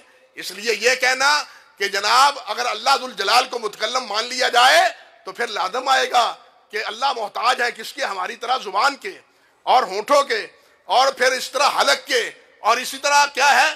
دانتوں کے، کیونکہ دانتوں، حلق اور زبان کے بغیر انسان بول نہیں سکتا ہے۔ لا تضربوا للہ الامثال لیس کمثلہ شیء، اللہ جیسی کوئی ہستی نہیں ہے، کوئی اللہ جیسا نہیں ہے۔ یہ چیزیں ان کی گمراہی کی دلیل ہیں۔ بلکہ دیکھیے اللہ سبحانہ و تعالیٰ نے کیا فرمایا؟ اذا اراد شیئا ان یقول له کن فیکون، جب اللہ ذوالجلال کسی چیز کو پیدا کرنے کا ارادہ کرتے ہیں تو کیا کہتے ہیں؟ کن، ہو جا، وہ ہو جاتا ہے۔ اب آپ بتلائیں کن یہ جملہ اگر مخلوق ہے، تھوڑا سا سوچیں، اگر یہ مخلوق ہے تو مخلوق نے پیدا کیا ہے سب کچھ؟ اعوذ باللہ من الشیطان، خالق کون ہوا؟ خالق کہاں چلا گیا؟ بھائی خالق نے تو سب کچھ پیدا کیا ہے، اگر اس خالق کا بول وہ بھی مخلوق ہے تو کون مخلوق ہوا تو پیدا کرنے والا کون ہوا؟ مخلوق ہوئی۔ خالق مخلوق کا کون ہوا؟ اتنی بات بھی نہیں سمجھ پائے وہ۔ اسی طرح اللہ سبحانہ و تعالیٰ کے پیارے پیغمبر کی دعائیں ہیں، اللہم انی اعوذ بکلمات اللہ التامات، معروف دعائیں، اللہ تیرے کلمات کی پناہ لیتا ہوں۔ اب یہ اللہ کے کلمات اگر یہ مخلوق ہے تو پناہ اللہ کی تو نہ ہوئی نا، پھر مخلوق کی پناہ ہوئی۔ اور کلام کس کی پناہ ہوئی؟ مخلوق کی پناہ ہوئی۔ تو مخلوق کی پناہ نبی علیہ السلام مانگتے تھے؟ سوچئے ذرا، مخلوق کی پناہ اللہ کے رسول مانگتے تھے، رسول اللہ پناہ مانگتے تھے اللہ رب العزت کی۔ اس لیے جہمی ہو یا معتزلہ ہو یا ان کی نقالی کرنے والے کوئی اور ہوں، ان کی یہ فکر اور ان کی یہ سوچ یہ کسی اعتبار سے کسی لحاظ سے درست نہیں ہے۔ اور اسی کتاب التوحید میں امام بخاری رحمۃ اللہ علیہ نے ان تمام فرقوں کی جو ہے نا وہ تردید کی ہے۔ اور پھر یہ کمال ہے امام بخاری رحمۃ اللہ علیہ کا، آج کے دور میں ہیں ہمارے چودھری صاحب بھی بڑے ماشاءاللہ اس بارے میں عملی ثبوت بھی مہیا کرتے ہیں کہ جناب بین المذاہب ہم رنگی ہیں، یکجہتی ہم بین المذاہب ہونی چاہیے۔ حکومت بھی یہی راگ الاپتی ہے، ٹھیک ہے، لڑائی نہیں ہونی چاہیے، جھگڑا نہیں ہونا چاہیے، لڑائی اور مخالفت نہیں ہونی چاہیے، ہم نہیں چاہتے، یہ بات درست نہیں ہے۔ میدان لڑائی نہیں بننا چاہیے، ملک کو امن کا گہوارہ بننا چاہیے، ملک کو امن کا گہوارہ بننا چاہیے۔ اللہ اس ملک کو امن کا گہوارہ بنائے۔ امام بخاری رحمۃ اللہ علیہ کی فکر سوچئے، امام بخاری رحمۃ اللہ علیہ نے اس دور کے جتنے فرقے تھے، اور طالب علموں سمجھ لو یہ مسئلہ، وہ رافضی ہوں، وہ خارجی ہوں، وہ ناسبی ہوں، وہ معتزلہ ہوں، وہ جہمیہ ہوں، وہ مرجیہ ہوں، وہ قدریہ ہوں، یہ جتنے فرقے تھے سب کی تردید کی ہے، لیکن کسی ایک کا نام امام بخاری نے نہیں لیا، کسی ایک کا نام امام بخاری نے نہیں لیا۔ اس میں ہمارے لیے سبق ہے کہ آپ غلط بات کی تردید کریں، لیکن جب ان کا نام لے کے تردید کریں گے تو پھر ایک تناؤ کی کیفیت پیدا ہو جائے گی، جھگڑے کی کیفیت پیدا ہو جائے گی۔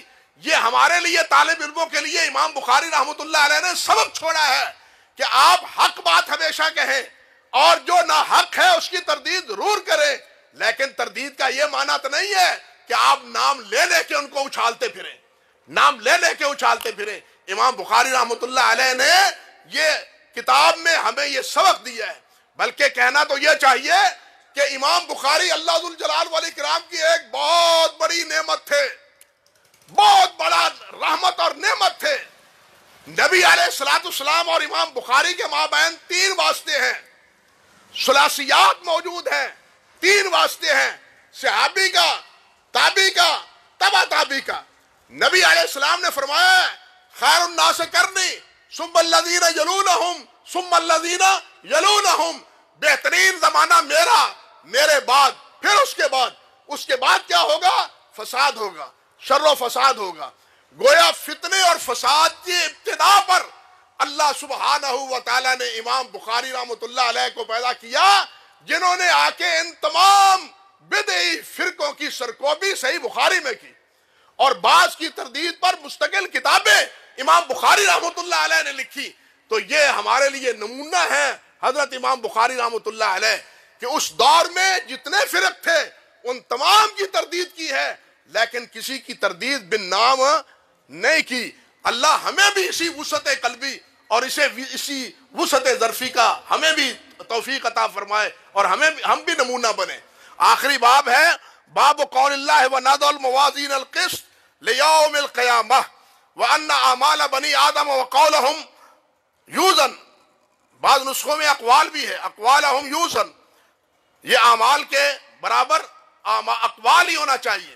بہرحال یہ آخری باب نضع الموازین القسط لیوم القیامہ، قیامت کے دن اعمال کا وزن ہوگا، قیامت کے دن اعمال کا وزن ہوگا۔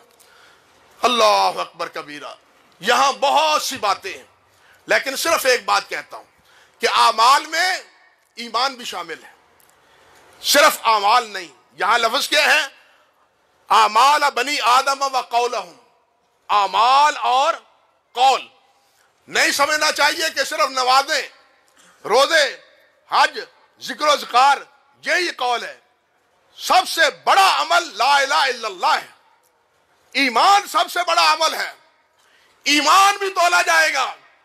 بعض حضرات کہتے ہیں ایمان نہیں تولا جائے گا، وہ کہتے ہیں اس لیے کہ ایمان کے مد مقابل کفر ہے ہی نہیں، یہ مومن ہے تو کفر تو ہے نہیں۔ فرق سمجھے؟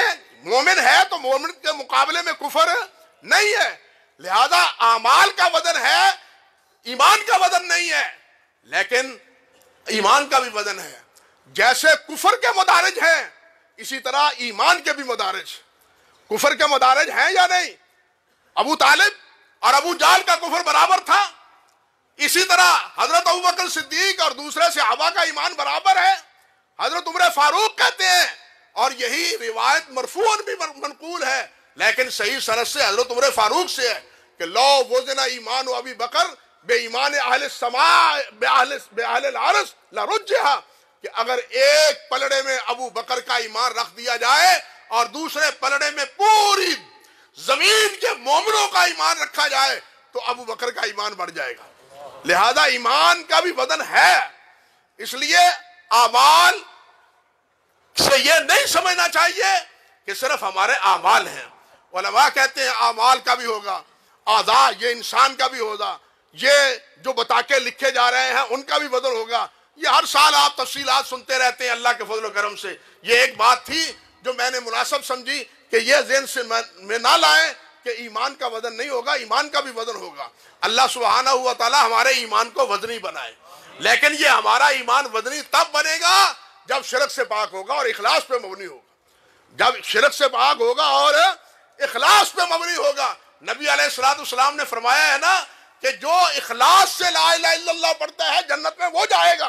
لا الہ الا اللہ پڑھنے والے بہت ہیں لیکن اخلاص سے پڑھنے والے کم ہیں۔ لا الہ الا اللہ پڑھنے والے تو بہت ہیں لیکن اخلاص کے ساتھ۔ حضرت ابو ہریرہ رضی اللہ تعالیٰ عنہ نے پوچھا تھا نا کہ حضور آپ کی سفارش کن خوش نصیبوں کو حاصل ہوگی، تو آپ نے کیا فرمایا تھا کہ میری سفارش ان خوش نصیبوں کو ہوگی جو خالص لا الہ الا اللہ کہیں گے، مخلصم بقلبہ، اپنے دل سے کے اخلاص کے سے، اپنے دل کے اخلاص سے کہیں گے لا الہ الا اللہ۔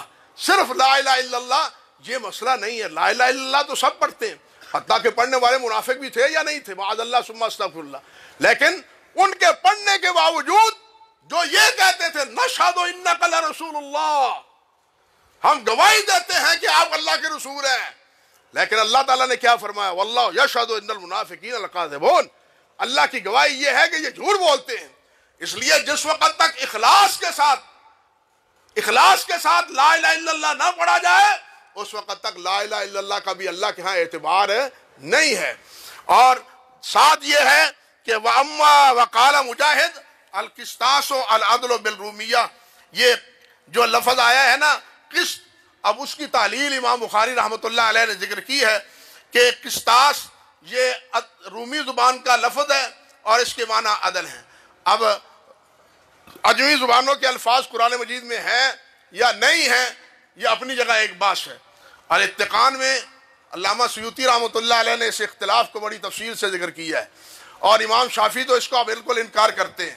وہ کہتے ہیں عربی مبین میں اللہ ذوالجلال نے قرآن مجید کو نازل کیا ہے، کوئی اجمی لفظ قرآن مجید میں نہیں ہے، لیکن جمہور علماء یہی کہتے ہیں کہ اجمی الفاظ قرآن مجید میں ہیں، بلکہ علامہ سیوطی نے ایک مستقل رسالہ لکھ دیا ہے کہ کون کون سے الفاظ ہیں جو اجمی میں ہیں، وہ متعرب ہوئے ہیں عربی زبان میں، تو وہ اب عربی ہی کہلاتے ہیں، ان کو اجمی نہیں کہا جاتا، اگرچہ اصل کے اعتبار سے وہ کیا ہے؟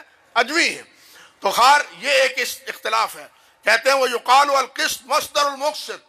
اب اسم فاعل قاف صاد سین تا کے دو آتے ہیں، مقسط اور قاسط۔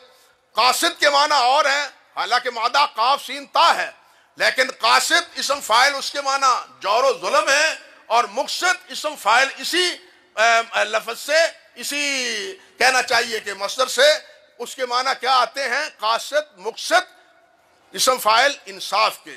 اللہ سبحانہ و تعالیٰ کی صفات میں ایک صفت ہے کہ اللہ ذوالجلال کیا ہیں؟ وہ مقسط ہیں، انصاف کرنے والے ہیں، اور انصاف کرنے والوں سے کیا ہے؟ محبت کرتے ہیں اللہ سبحانہ و تعالیٰ۔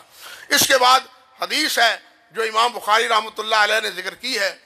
امام صاحب نے پورے اسلوب کے مطابق پہلے سند ذکر کی، کیونکہ دین کی بنیاد بغیر سند کے نہیں ہے، ہر کام دین کا سند پر موقوف ہے، اور سند بھی وہ جو صحیح ہے، ما و شما کی بیان کردہ سند نہیں ہے۔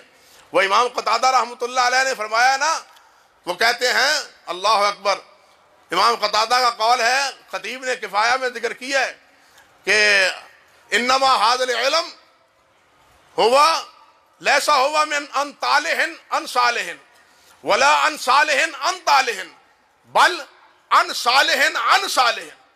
احمد بن زید کہتے ہیں رحمۃ اللہ علیہ کہ انما ھذا العلم ہوا ان صالح ان صالح ان تابع ان صاحب ان رسول اللہ ان جبرائیل ان اللہ سبحانہ و تعالی، یعنی یہ علم اللہ سبحانہ و تعالی سے ہے۔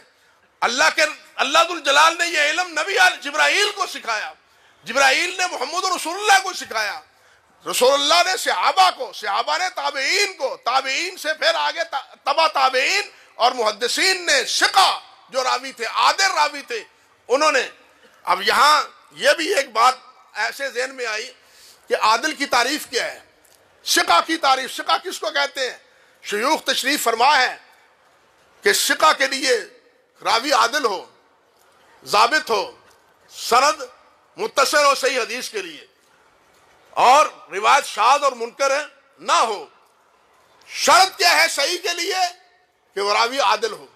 اب عدالت کیا ہے؟ عدالت یہ ہے کہ وہ کبیرہ گناہ سے بچنے والا ہو اور صغیرہ پر اصرار کرنے والا نہ ہو، صغیرہ ہو جائے تو فوراً توبہ کر لینے والا ہو، کبیرہ گناہ کا وہ مرتکب نہ ہو، یہ عدالت کی تعریف ہے۔ اس تعریف کے بعد آپ مجھے بتلائیں کہ یہ سارے محدثین اللہ کے ولی ہیں یا نہیں ہیں، جو کبیرہ گناہ سے بچنے والے اور صغیرہ کے قریب نہیں جانے والے۔ صحابہ کرام کی صفت اللہ ذوالجلال نے کیا بیان فرمائی ہے؟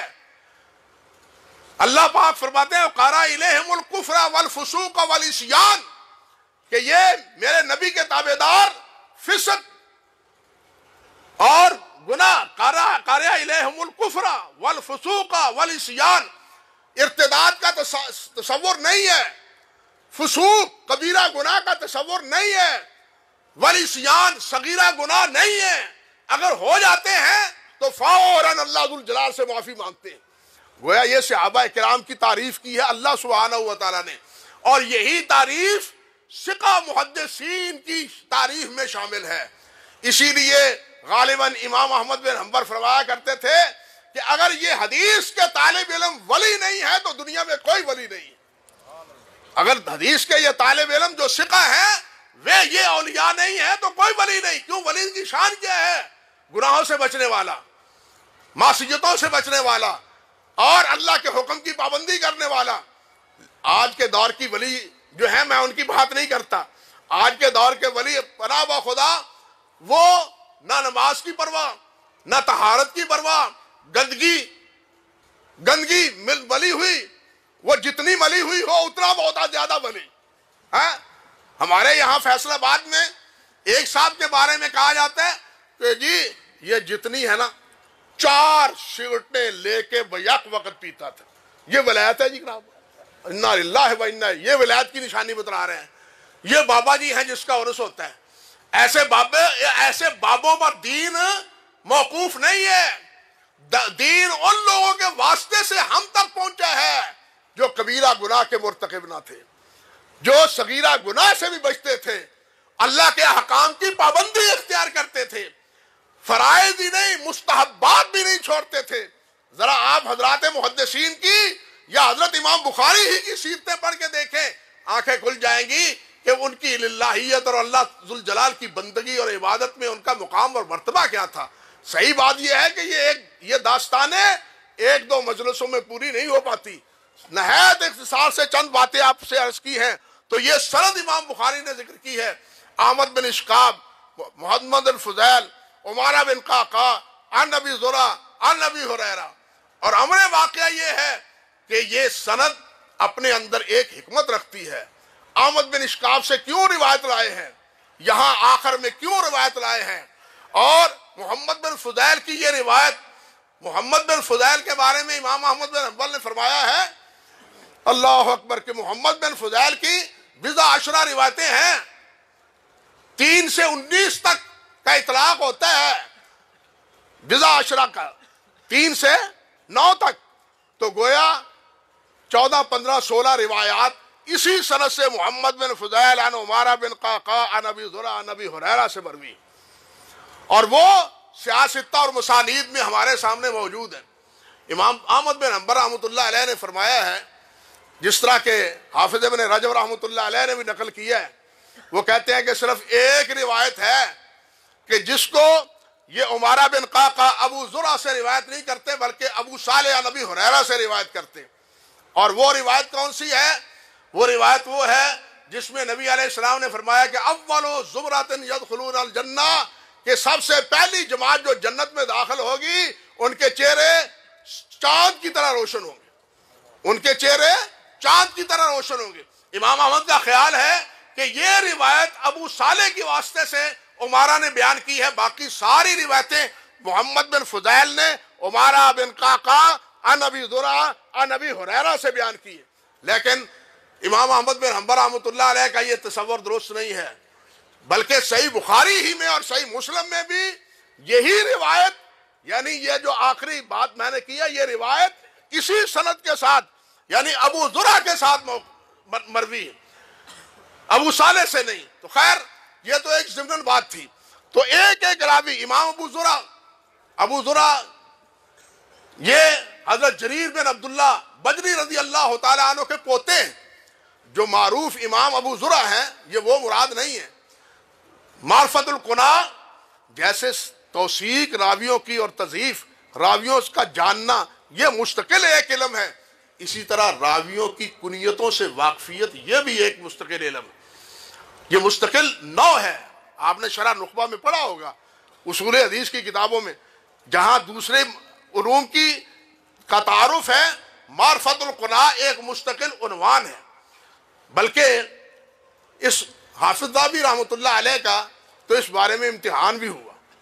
حافظ ذہبی رحمۃ اللہ علیہ کا اس بارے میں امتحان ہوا. علامہ ابن دقیق العید رحمۃ اللہ علیہ کے پاس حافظ ذہبی گئے. انہوں نے پوچھا کون ہے؟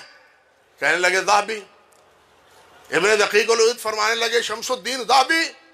فرمانے لگے نعم ہاں شمس الدین ذہبی ہوں. فرمانے لگے اچھا یہ بتلاؤ کہ ابو محمد الہلالی کون ہے؟ سمجھ گئے بات؟ ابو محمد الہلالی کون ہے؟ علامہ ذہبی فرمانے لگے سفیان ابن عیینہ ہے. یہ سفیان بن عیینہ ہے. تو ابن دقیق العید فرمانے لگے انت ذہبی، تو واقعی ذہبی. تو معرفت قناع بذات خود ایک علم ہے. ابو زرع کئی حضرات بات بیان کر دیتے ہیں کہ یہ ابو زرع راضی ہے، نہیں ہے، غلطی لگتی ہے. یہ ابو زرع بن عمر بن جریر بن عبداللہ بجلی رضی اللہ تعالی عنہ جریر بن عبداللہ کے پوتے. اور حضرت ابو ہریرہ المیہ ہے ہمارے طالب علموں کا اور ہمارا بھی سب کا کہ ہم کوئی صفحہ خالی ہے جو حضرت ابو ہریرہ کی روایت جہاں نہ ہو؟ کیوں جی، کوئی صفحہ ہے؟ لیکن کتنے ساتھی ہیں جن کو حضرت ابو ہریرہ کا نام بھی آتا ہو؟ ہیں؟ ہر صفحے پہ حضرت ابو ہریرہ کی حدیثیں پڑھیں گے لیکن حضرت ابو ہریرہ کا نام نہیں معلوم ہوگا کہ نام کیا ہے۔ تو یہ کنیتوں کا علم بذات خود ایک علم ہے، اور ان کے اسماء سے آگاہی یہ خود علم ہے۔ امام بخاری رحمۃ اللہ علیہ امام محمد بن یوسف فربری رحمۃ اللہ علیہ کے پاس جس وقت گئے ہیں تو امام محمد بن یوسف نے ایک سند پڑھی، کہنے لگے حدثنی سفیان عن ابی عروہ عن ابی الخطاب عن ابی حمزہ قال قال رسول اللہ صلی اللہ علیہ وسلم۔ طلباء کا حلقہ تھا، کہنے لگے کوئی پہچانا ہے کون ہے یہ سند والے، کون ہیں یہ، ابو عروہ کون ہے، ابو الخطاب کون ہے، ابو حمزہ کون ہے؟ سب خاموش۔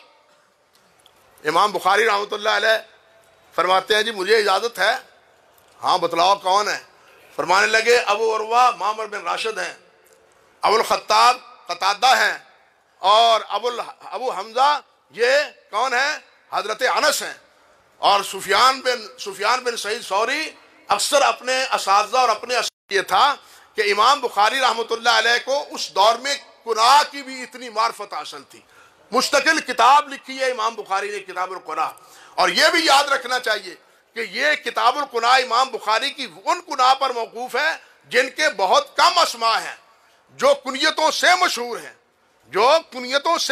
ہیں، اسماء میں وہ مشہور نہیں ہیں، ان کی کنیتوں پر مشتمل امام بخاری رحمۃ اللہ علیہ نے کتاب لکھی۔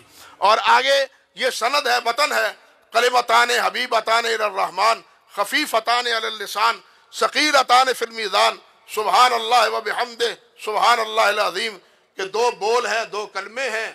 یہ کلمے سے مراد وہ ناوی کلمہ نہیں ہے جو آپ اللہ آپ کا بھلا کرے قافیے کے ابتدا میں پڑھتے ہیں، الکلمۃ لفظ مفرد، وہ کلمہ نہیں ہے، بلکہ کلمہ سے مراد وہ بامعنی کلمہ مراد ہے، کلام مراد ہے۔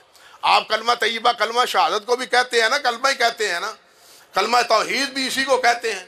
تو یہاں بھی کلمہ سے مراد جو ہے ایک کلام ہے، بامعنی کلام۔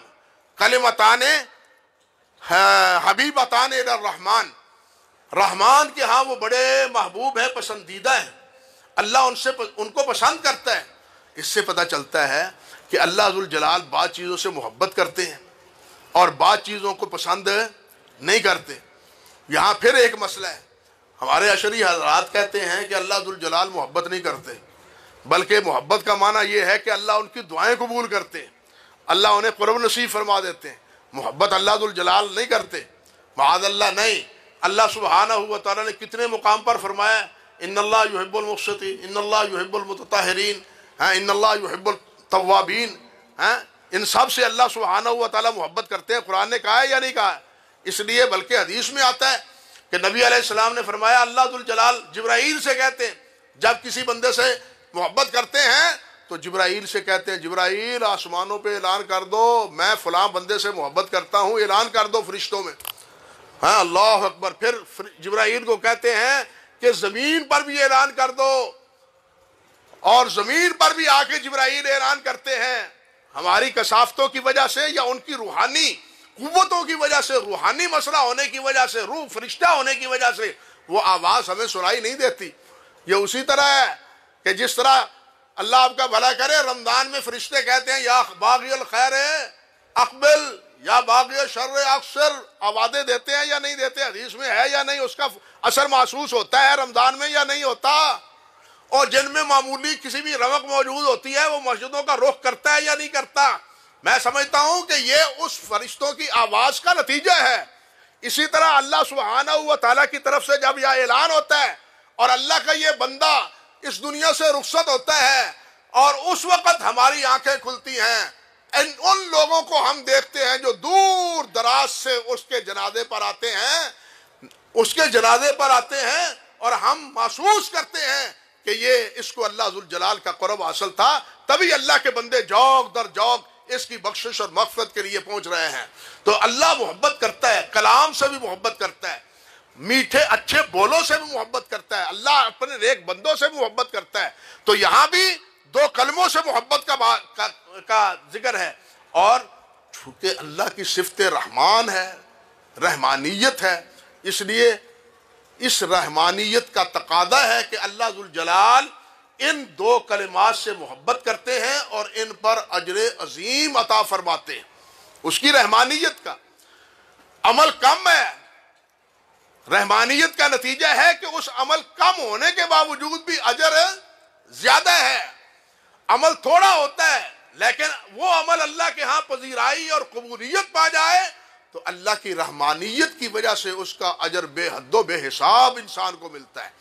اس لیے فرمایا کلمتان حبیبتان الی الرحمن خفیفتان علی اللسان، پڑھنے میں بڑے آسان ہیں، ہلکے ہیں، پڑھنے میں آسانی سے ادا ہو جاتے ہیں، لیکن ثقیلتان فی المیزان، میزان میں بڑے بھاری، ان کا بڑا وزن ہے میزان میں۔ اور وہ بول کیا ہے؟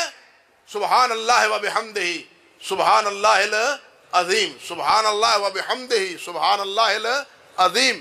اللہ پاک ہے، اللہ سبحان کے معنی کیا ہے؟ تقدیس کے معنی میں اللہ پاک ہے، کس سے؟ ہر عیب سے، ہر نقص سے، ہر کمزوری سے۔ اللہ کی ذات گرامی کے بارے میں سب سے بڑا عیب اور سب سے بڑا نقص کیا ہے؟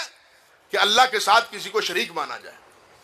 سب سے بڑا نقص اللہ کی ذات کے بارے میں کیا ہے؟ کہ اللہ کے ساتھ کسی کو شریک مانا جائے، اللہ کی اولاد مانی جائے، اللہ کی بیوی مانی جائے۔ معاذ اللہ، جس طرح کے ایک طبقے نے مانی اور اولاد مانی ہے، حتیٰ کہ فرشتوں کے بارے میں کہہ دیا کہ یہ اللہ ذوالجلال کی بیٹیاں ہیں۔ اعوذ باللہ من الشیطان الرجیم۔ بھائی جس کا بیٹا بیٹی نہ ہو وہ آدمی کمزور سمجھا جاتا ہے، ناتواں سمجھا جاتا ہے، بے سہارا سمجھا جاتا ہے۔ اور نبی علیہ السلام کا بیٹا نہیں تھا، اگر تھا تو فوت ہو گیا۔ کفار مکہ نے کیا کہا؟ سمجھ گئے ہیں بات؟ کفار مکہ نے کیا کہا؟ وہ تو اللہ ذوالجلال نے جواب دیا کہ انا اعطیناک الکوثر فصل لربک وانحر ان شانئک ھو الابتر۔ وہ تو اللہ ذوالجلال والاکرام نے جواب دیا، ورنہ وہ سمجھتے تھے کہ محمد رسول اللہ صلی اللہ علیہ وسلم کی دعوت اب ختم ہونے والی ہے، اولاد تو آگے ہے نہیں، اس کا سنبھالا کرنے والا کون ہوگا؟ یعنی وہ نقص سمجھتے تھے، کمزوری سمجھتے تھے۔ آج بھی یہی سمجھا جاتا ہے، لیکن اللہ ذوالجلال والاکرام کی عزت و تکریم اس میں ہے کہ اللہ کی کوئی اولاد نہیں ہے، اللہ کی بیٹا بیٹی نہیں ہے۔ یہ جو قرآن مجید میں اللہ سبحانہ و تعالیٰ نے فرمایا قل الحمد للہ الذی لم یتخذ ولد، اللہ تیرا شکر ہے کہ تیری کوئی اولاد نہیں ہے۔ اولاد نہیں ہے تو اس پر شکر کیا؟ سوچئے، اولاد نہیں ہے تو اس پر شکر کیا؟ یہ تو اللہ کا اکرام ہے۔ شکر کی اس لیے ہے اللہ تیرا شکر ہے تیری کوئی اولاد نہیں ہے۔ اگر تیری بالفرض کوئی اولاد ہوتی تو ہمیں اولاد کو پہلے منانا پڑتا، پھر آپ کی بات ہوتی ہے۔ پہلے بیٹوں کو، بیٹیوں کو، رشتہ داروں کو، بیوی کو، ان کو منانا پڑتا، وہ راضی ہوتے، پھر وہ آپ کے ہاں سفارش کرتے، پھر ہماری پذیرائی ہوتی۔ لیکن اللہ ذوالجلال ان قسم کی سفارشوں سے وہ بے نیاز، اجیب دعوت الداعی اذا دعان، ان کو کسی کی سفارش کی ضرورت نہیں ہے، صرف اخلاص کے ساتھ اللہ کو پکارنے کی ضرورت، اخلاص سے اللہ کو پکارنے کی ضرورت۔ اللہ تیرا شکر ہے تیرا کوئی بیٹا نہیں، کوئی بیٹی نہیں، کوئی تیرا شریک نہیں ہے، صرف تو تنہا ہے اور ہم تجھے پکارنے والے ہیں، ہم تیرے بندے تجھے پکارنے والے ہیں۔ اس لیے سبحان، انسان سبحان اللہ کہے بھی، آپ سوچیں، اور شرک کا ارتکاب بھی کرے، وہ 100 بار سبحان اللہ کہتا رہے تو اس کا سبحان اللہ اللہ کے ہاں مقبول ہوگا؟ یہ تو اسی وقت ہوگا جب وہ شرک سے دستکش ہوگا۔ پھر یہاں یہ بھی دیکھیے سبحان اللہ و بحمدہ، یعنی ما حمدہ، حمد کس کو کہتے ہیں؟ حمد ان اوصاف پہ بولا جاتا ہے جو کسی کے ذاتی صفتیں ہیں، جو کسی کی ذاتی صفت ہو، اپنی صفت ہو، کسی کی عطا کردہ نہ ہو۔ اللہ کی جتنی صفات ہیں وہ سب کی سب کیا ہیں؟ ذاتی ہیں، اختیاری ہیں۔ اللہ کی ذاتی صفات ہیں اور اختیاری ہیں۔ اللہ کی جتنی مخلوق ہے ان تمام کے پاس جتنی صفات ہیں وہ سب کی سب اللہ کی عطا کی ہوئی ہیں، وہ ان کی ذاتی نہیں ہے۔ لیکن ایک مسئلے میں ایک بزرگ نے کہہ دیا کہ نبی علیہ السلام کی حیات ذاتی ہے۔ آب حیات میں ایک صاحب نے کہہ دیا کہ نبی علیہ السلام کی حیات کیا ہے؟ حیات ذاتی ہے۔ اسی لیے وہ کہتے ہیں کہ آپ پر وفات موت آئی نہیں ہے، آپ اللہ نے فرمایا انکا میتون فانہم میتون، نبی علیہ السلام پر موت نہیں آئی، بلکہ کیا ہوا ہے کہ دیا جل رہا تھا اور اس طرح سمجھو کہ دیے کے اوپر گلاس رکھ دیا ہے، دیا مسلسل جلتا ہی رہا ہے، صرف ہماری آنکھوں سے اوجل ہوا ہے، کوئی فرق نہیں پڑا۔ وہ کہتے ہیں کہ آپ کی حیات ذاتی ہے، مجھے آپ بتلائیں اگر نبی علیہ السلام کی حیات ذاتی ہے تو پھر اللہ کی حیات ذاتی اور نبی علیہ السلام کی حیات ذاتی میں فرق کیا ہوا؟ کیا فرق ہوا؟ بلکہ بعض نے تو یہ بھی کہہ دیا کہ ختم نبوت بھی آپ کا مقام ذاتی ہے۔ نہیں، یہ ختم نبوت کی صفت بھی نبی علیہ السلام کی ذاتی نہیں بلکہ عطائی ہے، اللہ نے یہ مقام عطا کی ہے۔ یہ کس نے کہا ہے؟ یہ رہنے دے، یہ بات کہنے کا مقصد یہ ہے کہ اللہ کے علاوہ جس کو جو صفت حاصل ہے، کوئی نبی ہے، کوئی ولی ہے، کوئی نیک ہے، جو بھی صفت ہے وہ سب کی سب اللہ ذوالجلال والاکرام کی عطا کرتا ہے۔ اللہ کی صفات ایسی ہیں جو اللہ کے ہاں ذاتی ہیں، اختیاری ہیں، اللہ کو کسی نے نہیں دی۔ اللہ رب العزت کی صفات کوئی نہ بھی مانے، ہمارے ماننے سے اللہ کی صفات نہیں مانی جائیں گی، بلکہ اللہ ذوالجلال نے فرمایا کہ اگر تم سارے کے سارے اکفر الکافرین ہو جاؤ تو میری بادشاہت میں کوئی کمی نہیں آئے گی، میری صفت میں کوئی کمی واقع نہیں ہوگی۔ اگر سب کے سب اتقا خلق اللہ بن جاؤ تب بھی میری صفات میں کوئی اضافہ نہیں ہو پائے گا۔ اس لیے اللہ ذوالجلال ہماری مدح و ذم سے بالکل بے نیاز ہے، ہم تعریف کریں تب بھی بے نیاز، تعریف نہ کریں تب بھی وہ بے نیاز۔ اللہ اپنی ذات میں کامل ہے اور اللہ رب العزت کی صفات ذاتی ہیں، باقی جتنے بھی ہیں ان کی تمام صفات کیا ہیں؟ وہ اللہ ذوالجلال والاکرام کی عطا کردہ ہیں۔ تو اللہ ذوالجلال کی صفات سبحان اللہ ہے وبحمدہ، اللہ کی تسبیح مع اللہ کی تحمید کے ساتھ۔ تسبیح تنہا نقص کا دور ہونا، پاک ہونا۔ یہاں یہ بھی دیکھیے کہ حمد علماء نے کہا ہے کہ یہ 3-4 معنوں میں استعمال ہوتا ہے۔ ایک حمد تو یہ ہے کہ کمال صفات کمالیہ کا اعتراف کیا جائے، ایک حمد یہ ہے کہ جو اوصاف یعنی وہ نقص عیب اس سے کسی کو مبرہ اور صاف مانا جائے، تیسری صورت یہ ہے کہ ادراک سے اس کو بالا تر سمجھا جائے، اور چوتھی چیز یہ ہے کہ اس کو اپنی یکتائی میں تنہا سمجھا جائے، اس کو اپنی یکتائی میں تنہا سمجھا جائے۔ یعنی اللہ کی حمد وہ کیا ہے؟ اللہ ایسا ہے کہ وہ یکتا ہے، اکیلا ہے، اس جیسا کوئی نہیں ہے، لیسا کمثلہ شیء ہے، اس کا مثال، اس کی مثال اس جیسا کوئی مثال نہیں ہے۔ اور اسی طرح اللہ تعالی ہمارے ادراک سے وراء الورا ہے، اللہ ہمارے ادراک سے وراء الورا ہے۔ اسی طرح ایک حمد یہ بھی ہے کہ وہ باعث حمد ہے جس میں کوئی نقص نہیں ہے، ایک وہ ہے کہ تمام صفات کاملہ کا وہ متصف ہے۔ تو یہ حمد 4 نوعیتوں سے علماء نے اس کا تذکرہ کیا ہے، اور یہاں سبحان اللہ وبحمدہ سبحان اللہ العظیم، حمد کے بعد پھر دوسری صفت سبحان کے ساتھ اللہ کی عظیم لائے ہیں، سبحان اللہ العظیم۔ ظاہر بات ہے کہ جو تمام عیوب سے پاک ہو اور تمام اوصاف محمدہ سے متصف ہو وہی عظیم ہو سکتا ہے، وہی عظیم ہو سکتا ہے جو تمام اوصاف سے متصف ہو اور جس جیسا اور کوئی نہ ہو وہی عظیم ہو سکتا ہے۔ یہاں صرف ایک بات کا اشارہ کرتا ہوں، بات ختم کرتا ہوں کہ اللہ سبحانہ و تعالیٰ کی یہ صفت عظیم اور اس کے ساتھ یہی معنی، اسی معنی میں یہ صفت اکبر، اللہ اکبر، یہ بھی استعمال ہوتی ہے۔ اللہ کی کبریائی کے لیے صفت اکبر بھی اور صفت عظیم یہ دونوں استعمال ہوتی ہیں، لیکن اکبر میں عظیم شامل ہے، اکبر میں عظیم شامل ہے، لیکن جو اکبر ہے اس میں زیادہ وسعت ہے عظیم سے، اکبر میں زیادہ وسعت ہے عظیم سے۔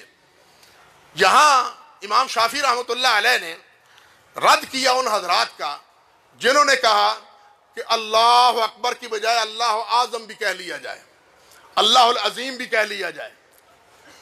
ہے نا یہ مسئلہ کتابوں فقہ میں، اللہ العظیم یا اللہ الاعظم کہہ لیا جائے۔ امام شافعی فرماتے ہیں نہیں، یہ ٹھیک نہیں ہے، کیوں ٹھیک نہیں ہے؟ کہتے ہیں، اور یہ مسئلہ حافظ ابن تیمیہ رحمۃ اللہ علیہ نے بھی ذکر کیا ہے، امام شافعی نے بھی یہ فرمایا ہے، وہ کہتے ہیں کہ نبی علیہ الصلوۃ والسلام نے ہی فرمایا ہے العظمت ردائی والکبریاء ازاری، ازار اور ردا میں فرق ہے، ازار اوپری چادر اور ردا اوپر کی چادر، اور ازار نیچے کی، ازار بند نیچے کی چادر، اور نیچے کی چادر سے نسبتاً شرف اور فضل کس چادر میں ہوتا ہے؟ اوپر کی چادر میں، اوپر کی چادر میں ہوتا ہے۔ اس لیے اللہ اکبر کا بدل اللہ العظیم اور اللہ العظم نہیں ہے، اللہ اکبر کا بدل اللہ العظیم یا اللہ اعظم نہیں ہے۔ اللہ اکبر میں زیادہ وسعت ہے نسبتاً اللہ عظیم کے۔ اللہ ذوالجلال کی صفات کامل ہیں، لیکن بعض صفات ایسی ہیں کہ بعض صفات کو دوسری صفات جو اس کے ہم معنی آئی ہیں اس میں درجے اور مرتبے میں تفریق علماء کرام نے سمجھی ہے اور بیان کی ہے، جس طرح یہاں عظیم اور اکبر میں آپ کے سامنے میں نے عرض کی ہے، تو یہاں اس لیے اللہ اکبر ہی ٹھیک ہے، اللہ عظیم نہیں ہے۔ یہاں بھی دیکھ لیجئے، کبھی کسی مولوی صاحب نے کہا ہے سبحان اللہ العظیم کی بجائے سبحان اللہ الاکبر کہہ لیا کرو، سبحان اللہ اکبر، حالانکہ وہ وسعت اس میں زیادہ ہے۔ مسئلہ اصل میں کیا ہے کہ جو تسبیح، جو ورد، جو وظیفہ جس طرح اللہ کے رسول صلی اللہ علیہ وسلم نے بتلا دیا ہے اس کو اسی طرح ادا کرنا یہی درست ہے۔ اب اللہ جلال کے نبی نے اللہ اکبر کہا ہے تو وہاں اللہ اکبر ہی کہنا ہے، یہاں سبحان اللہ العظیم کہا ہے تو یہاں سبحان اللہ العظیم ہی کہنا ہے، اگرچہ اکبر اس سے زیادہ وسعت رکھتا ہے۔ یعنی تسبیحات میں، ذکر و اذکار میں ان اوراد کی پابندی اختیار کرنے کی کوشش کرنی چاہیے جو ورد و اوراد نبی کریم حضرت محمد رسول اللہ صلی اللہ علیہ وسلم نے بیان کیے ہیں۔ بہرحال یہاں اللہ سبحانہ و تعالیٰ کی یہ عظیم صفات ہیں، عظیم بھی حمد بھی۔ اللہ سبحانہ و تعالیٰ حمد سے بھی متصف ہے اور تمام عیوب سے بھی اللہ ذوالجلال پاک اور صاف ہے۔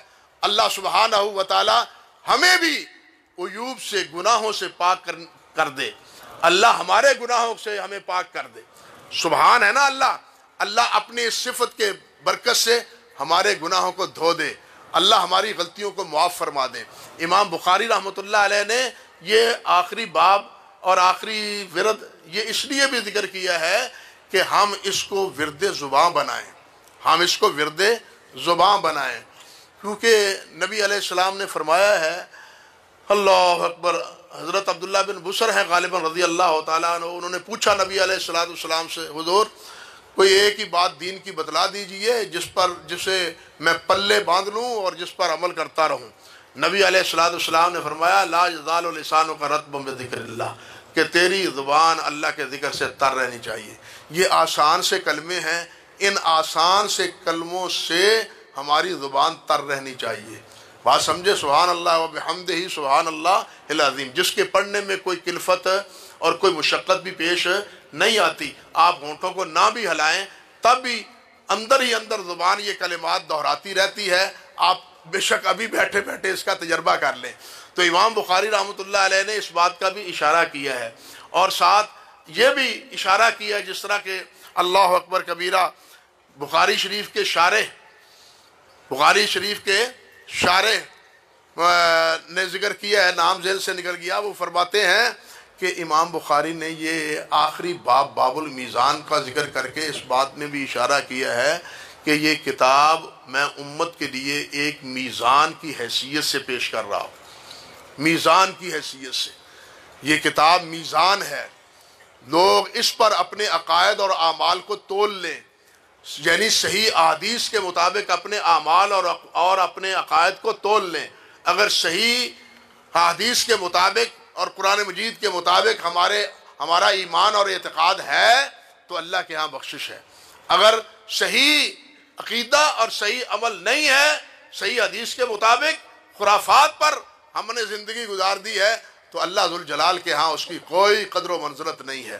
اللہ سبحانہ و تعالی ہمیں وہی اعمال کرنے کی توفیق عطا فرمائے جن اعمال پہ اللہ راضی ہے، جن کے کرنے کا اللہ اور اللہ کے رسول صلی اللہ علیہ وسلم نے حکم دیا ہے۔ بس انہی گزارشات پر اکتفا کرتا ہوں۔ وَأَقُولُ قَوْلِي هَذَا أَسْتَغْفِرُ اللَّهَ لِي وَلَكُمْ وَلِسَائِرِ الْمُسْلِمِينَ۔ لیکن ایک بات اپنے عزیز طالب علموں سے ضرور بھائیوں سے کہوں گا کہ یہ بخاری شریف ختم کرنے کے بعد آپ مت سمجھیں کہ ہم نے علم کی حد پھلانگ لی ہے، اب شاید اس کے بعد تو شاید کسی اور چیز کی ضرورت نہیں ہے۔ نہیں، اساتذہ کرام سے ہم نے جو سن رکھا ہے وہ یہی ہے کہ یہ بخاری شریف ہو یا یہ کورس 6 7 8 سال کا، اس کورس کو مکمل کرنے سے تو صرف یہ کہ ہم علم کے دروازے سے اب دروازے پہ داخل ہو گئے ہیں، اس قابل ہو گئے ہیں کہ اب علم کو سمجھ سکیں۔ اب گویا آپ عربی زبان کو سمجھنے کی اللہ نے آپ کو توفیق عطا فرما دی ہے، صلاحیت پیدا کر دی ہے۔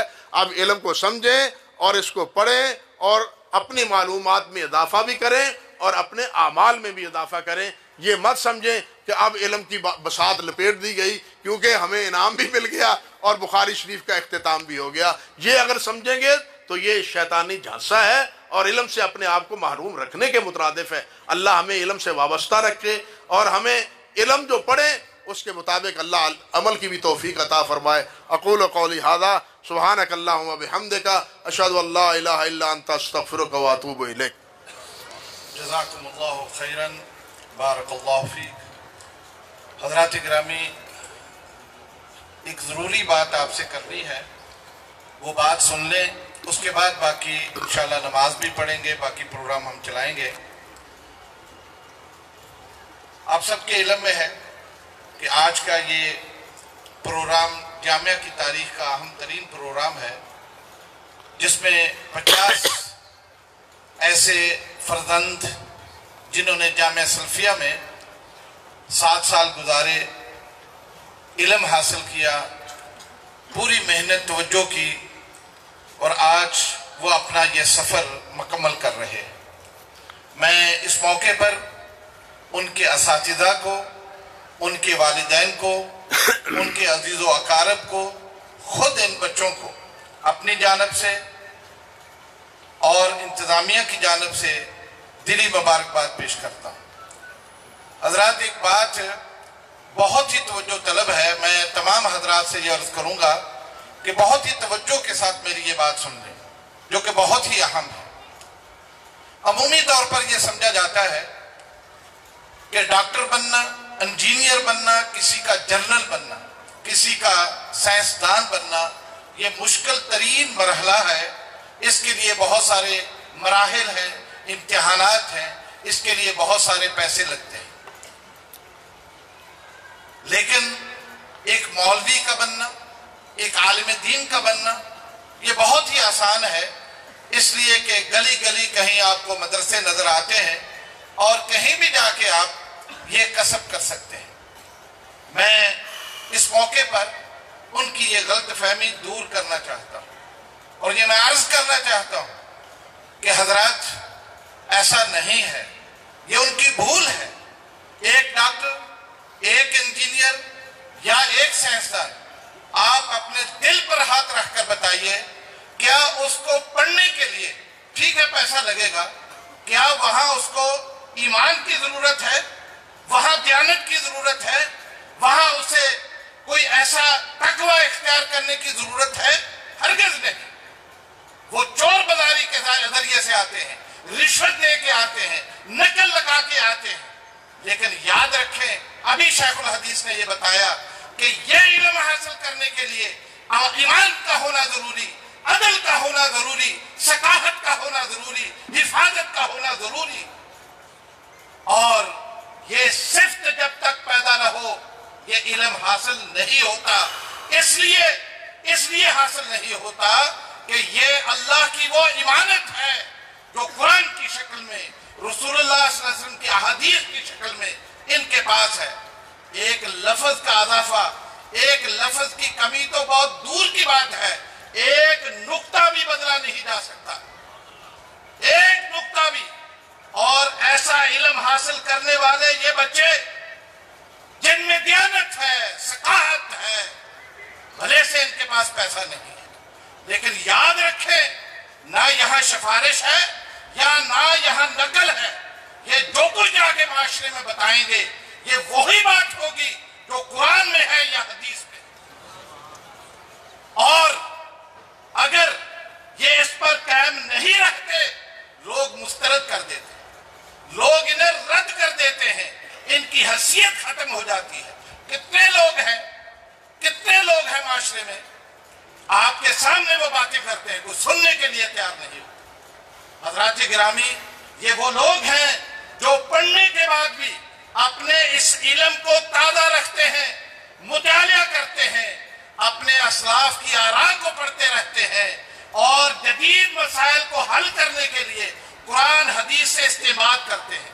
آپ یقین کریں اسی راستے میں یہ بوڑھے ہو جاتے ہیں، اسی راستے میں بوڑھے ہو جاتے ہیں اور عمر کے اس حصے میں پہنچ جاتے ہیں، پھر جا کے انہیں شیخ الحدیث کہا جاتا ہے، پھر انہیں شیخ التفسیر کہا جاتا ہے، پھر انہیں متکلم اسلام کہا جاتا ہے، پھر انہیں مفتی اسلام کہا جاتا ہے، پھر انہیں حجت الاسلام کہا جاتا ہے۔ ان کے سینے علوم و نبوت سے منور ہے، نور اسلام سے منور ہے، ان کے سینوں میں یہ قرآن کا علم ہے یا حدیث کا علم ہے۔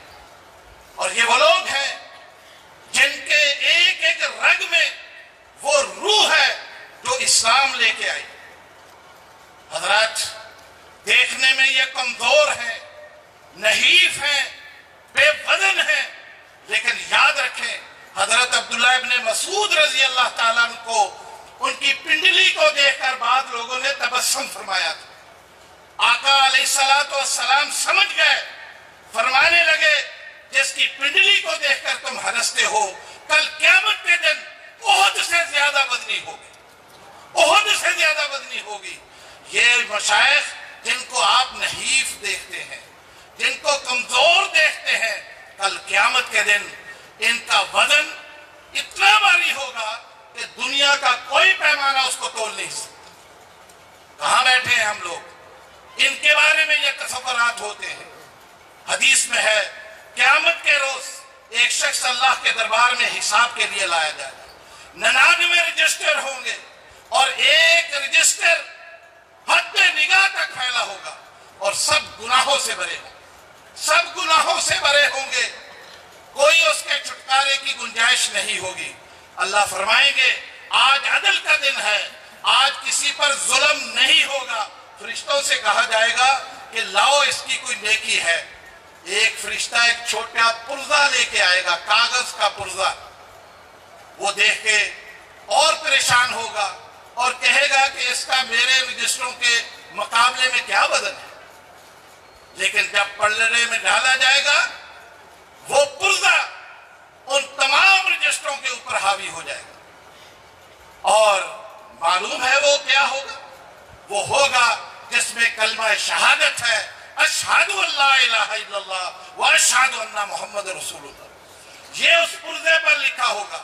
میں آپ سے پوچھتا ہوں، یہ حضرات، یہ ہمارے شیوخ الحدیث اپنی زندگی میں ایک مرتبہ نہیں، 2 مرتبہ نہیں، ہزاروں مرتبہ یہ کلمہ پڑھتے ہیں، اس کی تشریحات کرتے ہیں، اور ان کے سینوں میں قرآن محفوظ ہے، احادیث کا مجموعہ محفوظ ہے۔ وہ ان کا وزن کرتے ہو، ان کو دنیا کے ساتھ تولتے ہو۔ میں آپ سے کہتا ہوں، خدا کے لیے اس دنیا داری کے سسٹم کو اس دینی مدارس کے ساتھ نہ جوڑیے۔ یہ سکول، کالج، یونیورسٹیاں، ان کے نصاب کو، ان کے نظام کو ان مدارس کے ساتھ نہ جوڑیے۔ یہاں تقویٰ ہوتا ہے، یہاں صلاحیت ہوتی ہے، یہاں لیاقت ہوتی ہے، یہاں ثقافت ہوتی ہے، اس کی بنیاد پر یہ سب کچھ ہوتا ہے۔ یہاں داخلے کے لیے کیسی کیسی سفارشیں ڈھونڈتے ہیں، رشوتیں دی جاتی ہیں، ہم اپنا دروازہ کھلا رکھتے ہیں اور آنے والے کی قدر و منزلت کرتے ہیں، اور اللہ نے جس کے نظام میں اور جس کے نصیب میں یہ علم لکھا ہے، اللہ رب العزت ان کے سینوں کو کھول دیتا ہے اور یہ علم ان میں داخل کر دیتا ہے۔ یہ مدارس اس دنیا کی بقا کا ذریعہ ہے۔ میں پہلے بھی کہتا ہوں، آج بھی کہتا ہوں، اگر آپ کہتے ہیں یہ دنیا باقی رہے، آپ اس میں رہیں، آسودہ زندگی گزاریں، تو پھر ان مدارس کا تحفظ کیجیے، اس لیے کہ اللہ کے نبی نے فرمایا اس وقت تک قیامت نہیں آئے گی جب تک اس دنیا سے علم اٹھ نہیں جاتا۔ اگر علم اٹھ گیا قیامت برپا ہو جائے گی۔ اس علم کے اگر کوئی محافظ ہے تو یہ مدارس ہیں، ان کے علاوہ کوئی اور جگہ نہیں ہے جہاں علوم نبوت وہ محفوظ ہے۔ میں آپ سے یہ عرض کروں، اس وقت تک قیامت نہیں آئے گی جب تک اس دنیا میں اللہ اللہ کرنے والے موجود ہیں۔ ان سے بڑھ کر اللہ اللہ کون کرتا ہے؟ اخلاص کے ساتھ، للہیت کے ساتھ اور اللہ کی رضا کے ساتھ۔ حضرات گرامی، وہ لوگ خوش نصیب، بہت ہی خوش نصیب جن کی آل اولاد ان مدرسوں میں پڑھتے ہیں، مبارک کے لائق ہیں وہ لوگ۔ اللہ کی نظر میں اس پوری کائنات میں سب سے زیادہ محترم ہے، ان کے علاوہ کوئی محترم نہیں ہے۔ آپ یقین جانیے، جو ان بچوں کی کفالت کرتے ہیں، جو ان کے ساتھ کھڑے ہیں، جو ان کا نظام چلاتے ہیں، جو ان کے ساتھ تعاون کرتے ہیں، وہ لوگ مبارکباد کے مستحق ہیں۔ آپ حضرات اس دنیا کو، اس کے مال کو ان مدارس کے ساتھ نہ تولیے، آپ ان کو غنیمت سمجھیں، اپنی زندگی میں غنیمت سمجھیں۔ اس حقیقت سے جو آدمی آشنا ہوتا ہے وہ اپنی تمام مصروفیات چھوڑ کر ہمیشہ ان اداروں کے ساتھ کھڑا ہوتا ہے۔ میں آپ تمام حضرات کا جو یہاں موجود ہیں، آپ کی وساطت سے یہ پیغام ہر جگہ دینا چاہتا ہوں۔ حکومت وقت بھی بہت سارے پروگرام رکھتی ہے۔ آپ یقین کیجئے، ہم وہ لوگ ہیں جنہوں نے اس وطن کے امن کے لیے قربانیاں دی، اس وطن کو محفوظ کرنے کے لیے قربانیاں دی۔ ہم نے اپنے بچوں کو فکری رہنمائی دی اور ان کو اس پاکستان کی نظریاتی جغرافیہ کی حفاظت کے لیے ہم نے کھڑا کیا۔ ہم سمجھتے ہیں کہ امن ہے تو یہ پاکستان موجود ہے اور ہمارے مدارس موجود ہیں۔ ہم وہ ہراول دستہ ہیں جو یہاں امن کے لیے کوششیں اور کاوشیں کرتا ہے۔ اس لیے میں یہ سمجھتا ہوں ہم اس پوری حقیقت سے آگاہ ہیں، ہم پوری حقیقت سے آگاہ ہیں۔ ہماری جو ذمہ داری ہے ہم اس کو ادا کرتے ہیں۔ ہم کلمہ حق کہیں گے اور کہتے رہے ہیں اور آئندہ بھی کہیں گے۔ کہیں غلطی نظر آئی اس کی نشاندہی کریں گے، اس لیے کہ یہ فریضہ ہمیں اللہ نے سونپا، یہ اللہ نے سونپا ہے اور یہ علم ہم نے حاصل ہی اس لیے کیا ہے۔ کنتم خیر امت، ان کا مقصد یہی ہے کہ ہم بہترین امت ثابت کریں کہ ہم لوگوں کی اصلاح کے لیے کھڑے ہیں۔ بہرحال یہ میری کچھ جذباتی باتیں ہیں، لیکن میں یہ کہنا چاہتا ہوں کہ ان لوگوں کی قدر و منزلت کی، یہ وہ طلبہ جو آج فارغ التحصیل ہوئے، کل یہی شیوخ الحدیث ہوں گے اور آپ کے ایمان کے محافظ، آپ کے کمانڈر ہوں گے، آپ کو دین سمجھائیں گے، دینی اقدار کے محافظ بنیں گے۔ ان کی قدر کیجیے۔ آپ کا لگا ہوا سرمایہ ان کے اوپر رائے گا نہیں جائے گا، دنیا میں یہ کما کے آپ کو نہیں دیں گے، لیکن یاد رکھیں کل قیامت کے روز جب اللہ کے حضور آپ پیش ہوں گے، یہی لوگ آپ کے ساتھ کھڑے ہوں گے، آپ کی سفارش کریں گے، آپ کو جنت میں جانے کا ذریعہ بن جائے۔ اس لیے آپ گھبرائے نہیں، پریشان نہ ہوں اور کھڑے ہو جائیں ان مدارس کے ساتھ، ان علماء کے ساتھ، ان طلباء کے ساتھ، اور اپنی تمام تر صلاحیتیں، وہ مالی ہوں، وہ جسمانی ہوں، وہ فکری ہوں، وہ علمی ہوں، وہ تحقیقی ہوں، ان کے اوپر صرف کر دیں۔ انشاءاللہ میں وثوق سے کہہ رہا ہوں، آپ کی دنیا بھی کامیاب، آپ کی آخرت بھی کامیاب۔ میں شکر گزار ہوں اپنے ان تمام علماء کا، معززین کا، عمائدین کا، جو شہر اور شہر کے باہر سے آئے ہیں۔ انشاءاللہ ہم اس وقت ابھی اذان ہوگی، نماز پڑھیں گے، نماز کے بعد شیخ الحدیث حافظ مسعود عالم صاحب وہ ہمیں پند و نصائح بھی فرمائیں گے، دعا بھی ہوگی، لیکن اس سے پہلے ہم انشاءاللہ ان بچوں کو یہ تحائف تقسیم کریں گے اور اس کے بعد پھر باقی معاملات چلیں گے۔ اللہ رب العزت ہمت دے۔ اب آپ حضرات میں سے جس نے وضو کرنا ہے وضو کرے اور اذان ہوتی ہے اور سب بندی کر لیں۔ السلام علیکم ورحمۃ اللہ۔ وعلیکم السلام ورحمۃ اللہ۔ हॉस्पिटल आओ हॉस्पिटल आओ